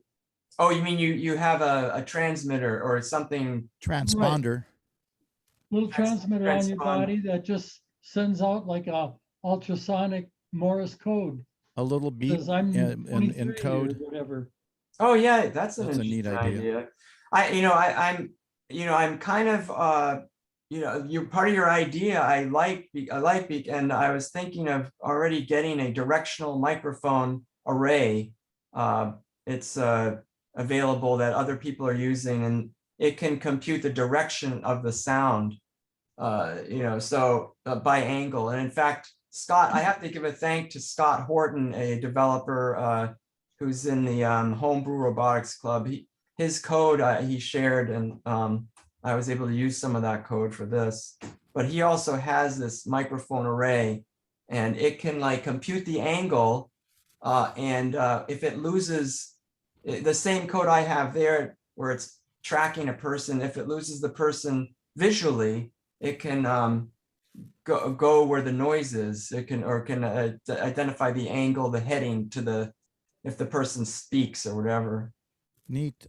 Hey Jim, I got some homework for you. Can you affix a cup to the front of the robot, and so that when it follows people, have it constantly ask for money? It'd be good at fundraisers. Please, sir, can I have some money? Or, please, do you have any make loose a change? donation. And it just constantly bugs people for money and follows them all over the place. Got any change? Got any change, please? Yeah. There's a lot That's of what I things. need, but I live in Las Vegas, so that won't work here. All the money here goes into the slots. Oh. I think that would be a really cool thing, though. I mean, for fundraisers and stuff. Just Oh, have I a see. robot. Yeah. Oh, yeah. Have a Seriously? robot walk around and just keep bugging people for change, and it wouldn't have to follow one particular person. You can have the algorithm switch around to different people, and it just keeps following them all over the room. I put a Oh, timer on it. Everybody gets like 30 seconds, and then it switches to a new guy to bug. Yeah. There you go. That's a good idea. You could have Oh, yeah, like a fundraising robot. And you could have it saying a lot of different things, and come on, sir, I just need to get some gas for my car, and things like that. No, or needs or to get some gas for his battery. Yeah, exactly. Yeah, that's an interesting idea. Do it. It sounds simple. Sounds very simple for you to set that up. Yeah, and that way it wouldn't have to follow one person. You could have it switch over to multiple people, and then it solves all your problems right there. Well, yeah, I mean, I just added the whole follow one person. It doesn't, as a demo, but I've already the implementation will follow. Will give up, like the first implementation I had just yesterday or whatever, or the earlier one. It won't say I lost you and all that. It just like finds the next person and goes. But for this demo, I kind of wanted to, to show it can follow one person. But that was very cool. Yeah, I really enjoyed that. I would love to see it with facial recognition, if you could get that in there, because that'd be great if you could actually identify people and say, hey. No, I do have that. There's a demo. The demo is on YouTube. I won't show it now because my time is out. But it can identify. It can memorize you and identify you later, and it puts it in a database. Nice. Yes, so that's another video. So Jim, here's another thing in your arm development that you want to do for the robot. Once you get an arm on the robot, you put a tin cup at the end of its hand, and then you ask for spare change. And then when it's collected enough spare change, it can roll into its red Ferrari and roll off, into the sunset. I actually saw somebody do that back in the 60s in Santa Monica on a corner, collecting spare change, and then he went around the corner, got into his red hot vehicle. I don't remember what kind it was, Jaguar or Ferrari or something, and then drove off. I mean, talk about exploitation. So you could train your robot to, not have morals and just do exploitation. Well, it'd be cool if it went like to a docking station and we go back every time I got some money and go back someplace and dump it into a bucket or something and Yeah. head back to the next person. Dump it in a bucket. That's There really you go. good. You could have it like it would go home to the bucket and dump it in and turn around and go right back out and be pretty simple. We just need to turn the cup 180 degrees and then turn it back the other way. Now that's Hey, too Mitch, simple. Mitch has as a You robot. need it to take the coins and pour them into like a little funnel, and the funnel would sort the coins into clear plastic slots so people can see the money building up as it goes, because that would give them incentive to put more coins in, just to watch them go through the machine and pile up. This sounds like a Vegas show. With this, I think it would be a great magnet for collecting, because I would put money in something like that. I would take my hard-earned change and dump it in the cup. So yeah, well, if this thing gets reliable enough to keep entertaining people without breaking down, maybe. Oh, you know what? Another thing, instead of begging for money, just have it say, pay it forward. Yeah. Oh. Because everybody's going to get a robot of one kind or another anyway. So have it just say, pay it forward. Pay it forward. So the next, it's going to the next, the next guy, right? Yeah. Jim? All right. Hi, this is Linda. Oh, hi, Linda. Hi, I think this would be great for a charity function. I think, a really good cause to contribute to. Yeah, that's an interesting. I hadn't even thought of the that. robotics club. Yeah. Yeah. Well, it Why could not? start with that. Go around the room and say, "Have you paid your dues?" And then you can charge 15% yourself. There you go. 15%, premium. Just kidding, but robots are expensive, so you got to maintain your. Oh robot. yeah, in fact, yeah. Or a robot could say, $10, please. I only take a 20% cut, to keep my battery charged. Sure. Oh, we could have it say all kinds of crazy things. So that's cool. Yeah. All right. Well, thank you. Let's. We're kind of overtime here. Thanks, Jim. That was a great presentation. Yes. Thank you. Tim. It was entertaining. Anything that keeps my attention for more than 5 minutes is a thumbs up. I appreciate it. Thank you. And all the source code is available and it's open source. And yeah, if I could get, I'm gonna have to, I don't know if anybody, I'm sure people have suggestions, email me because I'll remember it better. And I have to figure out, how to not lose the person. Ideally keep that camera moving fast enough, or because it's servos are going and the robot's moving. It's kind of, and the robot, it's a pain. I think you need an algorithm to smooth out the servos so they're maybe turning a little more slowly, like maybe work in acceleration and deceleration in the turn. Yeah, maybe, or the robot is actually the thing that lurches, and that's, unfortunately, I'm using the servo moves pretty, the camera moves pretty smoothly, but it's the robot and So it's a mechanical thing is what you're saying. Well, it's not, it's actually more higher level than that. It's the navigation software in the navigation stack will kind of make the robot turn rather quickly, and then the camera servos, I don't have them accelerate fast enough to keep up. So it's one or the other. Either the robot has to just go slower when it's turning, or the servos have to go faster. One of those. I'm thinking getting that robot to turn a little more smoothly and a little slower and not lurching. But I don't know. That's what I would think, and I have to figure that out because it's in a nav system, and it's like there isn't that many things I can alter. But anyway, we'll see. Any suggestions, please email me. Thank you. All right, Tim, thank you very much. That was really a good update. Really enjoyed seeing that.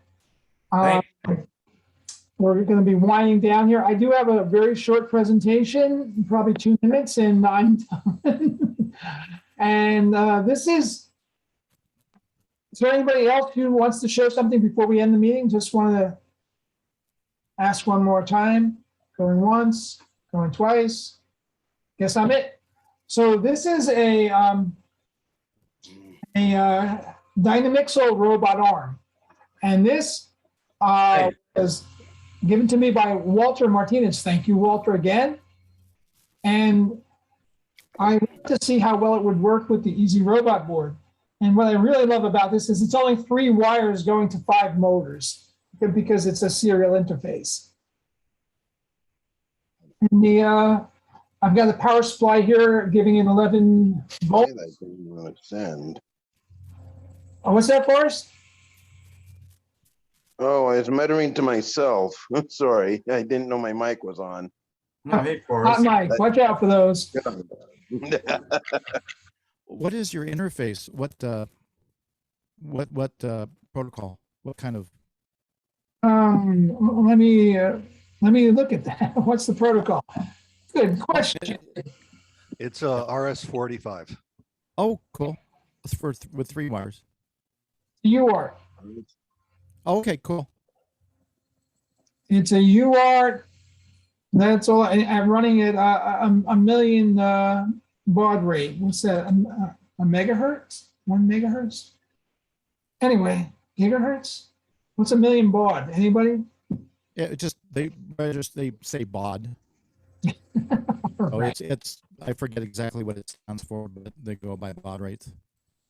It's a million baud. Anyway, so I want to see how quickly I can get this up and going. And, it took me about 4 hours from start to finish. I had to rewire it to connect it here. I had to cut the wire, and overall it wasn't too hard. So I programmed a couple routines in. I have some voice recognition running, and this is a live demo. There is no video on this, and I can give it a try. It may or may not work. So I'm going to use the microphone. As we were talking about microphones on and off all week, Jim, we're going to use the built-in microphone, which probably is going to be wrong half the time. So let's try this. I'm going to hold the bass because it's tending to go a little bit too fast. I have to tune the motors, but that takes time. Oh, and I'm programming in Python now. I decided to start programming in Python as opposed to the specialty language that comes with it. Robot, hello.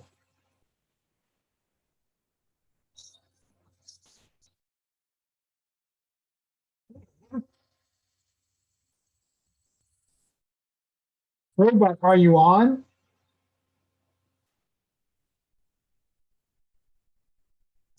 Robot, are you hungry?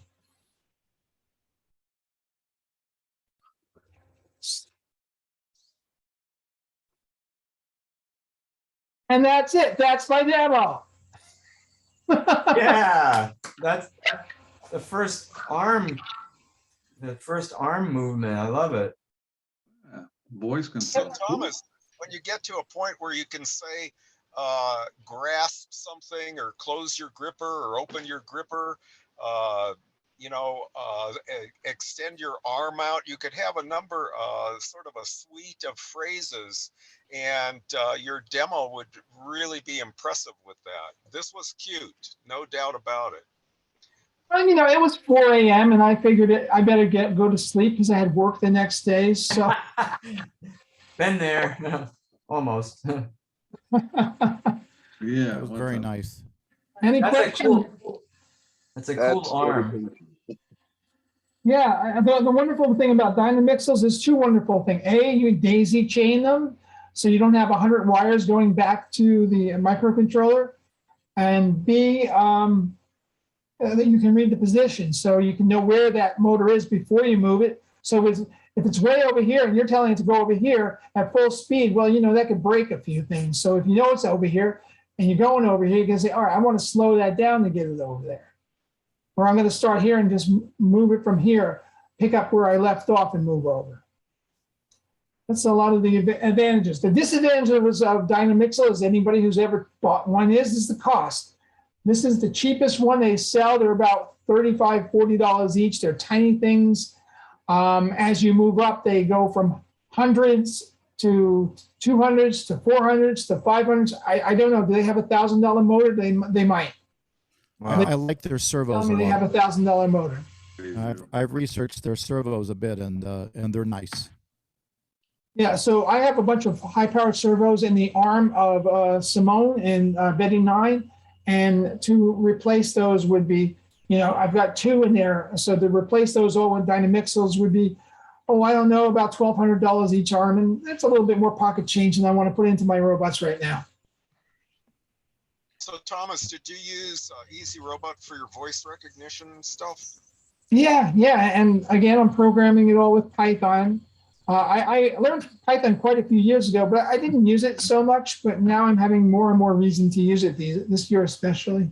Python is an excellent language. I know literally nothing about it, but I talk with people that use it, and they pretty much all say the same thing. Oh, I've been loving it for the past few years. I never really used it before robotics, and now it's just all the libraries, everything is available that I needed, like in Python. And then, there's drawbacks to it, because like you write some code and then you'll not be 100% sure if it's the good code, and then you don't find out until the program actually starts trying to execute through that piece of code, and then you get an exception or something. And it doesn't have that compiler to help you find problems, and a compiler with errors and warnings and all that. Is it an interpreted language? Yeah. It's interpreted. Oh, I did not know that. That's I imagine there must be something, some kind of software out there that will go through and parse it for you and figure it all out.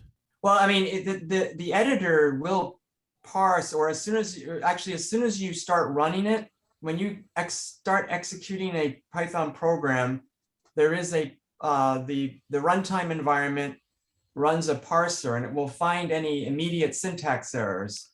But it won't tell you though if it's going to work. That's the right. problem. It won't tell you if it's going to work. It won't tell you it won't tell you information like that you've accessed a variable. You've done something kind of that. Well, even a C compiler might catch things, especially in a warning, but this one won't. So it's a little. It's a little bit of a pain in that way. So you've got to test it all out. Make you sure have to, you like, test every situation, every algorithm. Yeah, every time I write a piece of Python code, I kind of test that one routine as many ways as possible in an idle, like environment, in a command line environment, and then when you put it into the main code, it'll probably, you're more likely that it won't fail. Well, thank you for that little tutorial. I want to get into Python, so it's good to know that. Interpreted languages tend to make me itch. Yeah, same here. But I'm learning to accept them more and more. Anyway, I've got to get going. I have to get to a store before it closes at 9 o'clock here on the West Coast. And I did appreciate the whole meeting. I did want to just talk about one thing real quick, if it's okay with you guys. When you guys are meeting live, I hope you're going to have Zoom going with that, so that some of us that can't make it. That's what? I don't know if we can do that. Well, the RSSC has more members. We don't have that many people showing up right now. We had 8 right at now at Riverside. Yeah, Riverside. At RSSC, all the more reason. Oh, go ahead. I was gonna say it's all the more reason to have a Zoom meeting with it, so you can actually have a live get together and do Zoom with it. I just wanted to say that I am currently working with a place in Claremont. They have a classroom, and they're running Zoom, and they want to do Zoom in the classroom at the same time. And they bought a device that will show people wherever there's movement in the room. It shows the people on the video, and the goal is so that the people on Zoom can see the people in the classroom and the instructor or whoever's talking in front and the whiteboard, and the people in the classroom, including the instructor, can see everybody on Zoom, and they all can hear each other. So wish me luck on how that goes, okay? And then maybe we can talk about doing something like that with the robotics club. I really would enjoy doing that. So. Because I run the meetings and I just need somebody to handle that while the meetings are going, because I can't do both. Yeah. Otherwise, No, it takes two people. Second, I'm gonna zoom in on the camera. I'm gonna set this up, and somebody over here wants to talk, and it's just. And that's the exact problem That's the exact problem they're having with this classroom situation. Is the guy that's running the class is also running the Zoom, and it is just chaos. And what he needs to do is focus on the class, and he teaches mathematics, and they need another person to run the Zoom meeting. The nice thing about the camera device they have, which I need to learn more about, it actually, like I said, gives you a panoramic view of the room, and anybody that's moving in the room, it will focus on them. And so it's for sale on Amazon.com for about $100 or $200 or something. Oh, I don't know, but it will focus on many people at once. And so if somebody's talking, you can see the person talking. So I'll let you know how that goes. But yeah, it does take two people. The camera device helps a lot. You could get by with one person, but it's best with two people. So somebody has to kind of at least monitor the Zoom meeting. All right, guys, I got to go pick up medication before the pharmacy closes, because if I don't get it, somebody in this house is going to go nuts. Literally. Okay. All right, Joe. Thanks for coming. Take care, Joe. Bye-bye. Thank you. Thanks for putting up with me. I appreciate it. Oh, you're fine, Joe. Oh, I'm problem. just super fine. I know. Okay. Bye-bye. On that note, I was gonna say, as far as trying to do Zoom in a live meeting, the one way I've seen it done successfully is you have a projector, and it can be like just a projector onto the wall, and that shows the computer with the Zoom connection, and then you have a loudspeaker connected to that. So those people that are on the Zoom are literally on the wall, and they can be heard and seen, and when they talk, it comes out of the speaker. So it's as though they're there in as best as you can make it. So you just need a projector, an audio amplifier, and a wall, right? Then you point your web camera, you put your web camera on the top of the computer and you point it at the audience. Yeah, you just right. Yeah, you don't need a fancy thing that I mean, it'd be great if you have a fancy thing that can change where it's looking, but the minimal is just a camera pointed at the crowd, at the people in the room. Well, Ellie has offered to help us as a secretary, and maybe we could give that to her as one of her responsibilities, so the meeting can move forward without me going, oh, hold on, gotta set up the camera. Oh, it's off center now. Oh, let me get that. Let me adjust that camera. No, that's wrong. Oh God, I dropped the camera. Now we're hosed. Yeah, it's more work, obviously, but I don't know. It's something that once you get a pattern down and get used to it, you probably can just do it really like brushing your teeth. I mean, I don't know. Hey, this is a robotics group. You would think that this could be automated with some kind of robot stuff, you know? Yeah, just put my exactly. Just put my camera on the robot arm like this, and run the OD software on it. There you go. There's a job for you, Tim. Make a camera for both clubs, or a device for both clubs that uses the OD that keeps everybody in frame. Oh, yeah. This is an amateur robotics club, so there are products on the market for this, but we're trying to do it for cheap.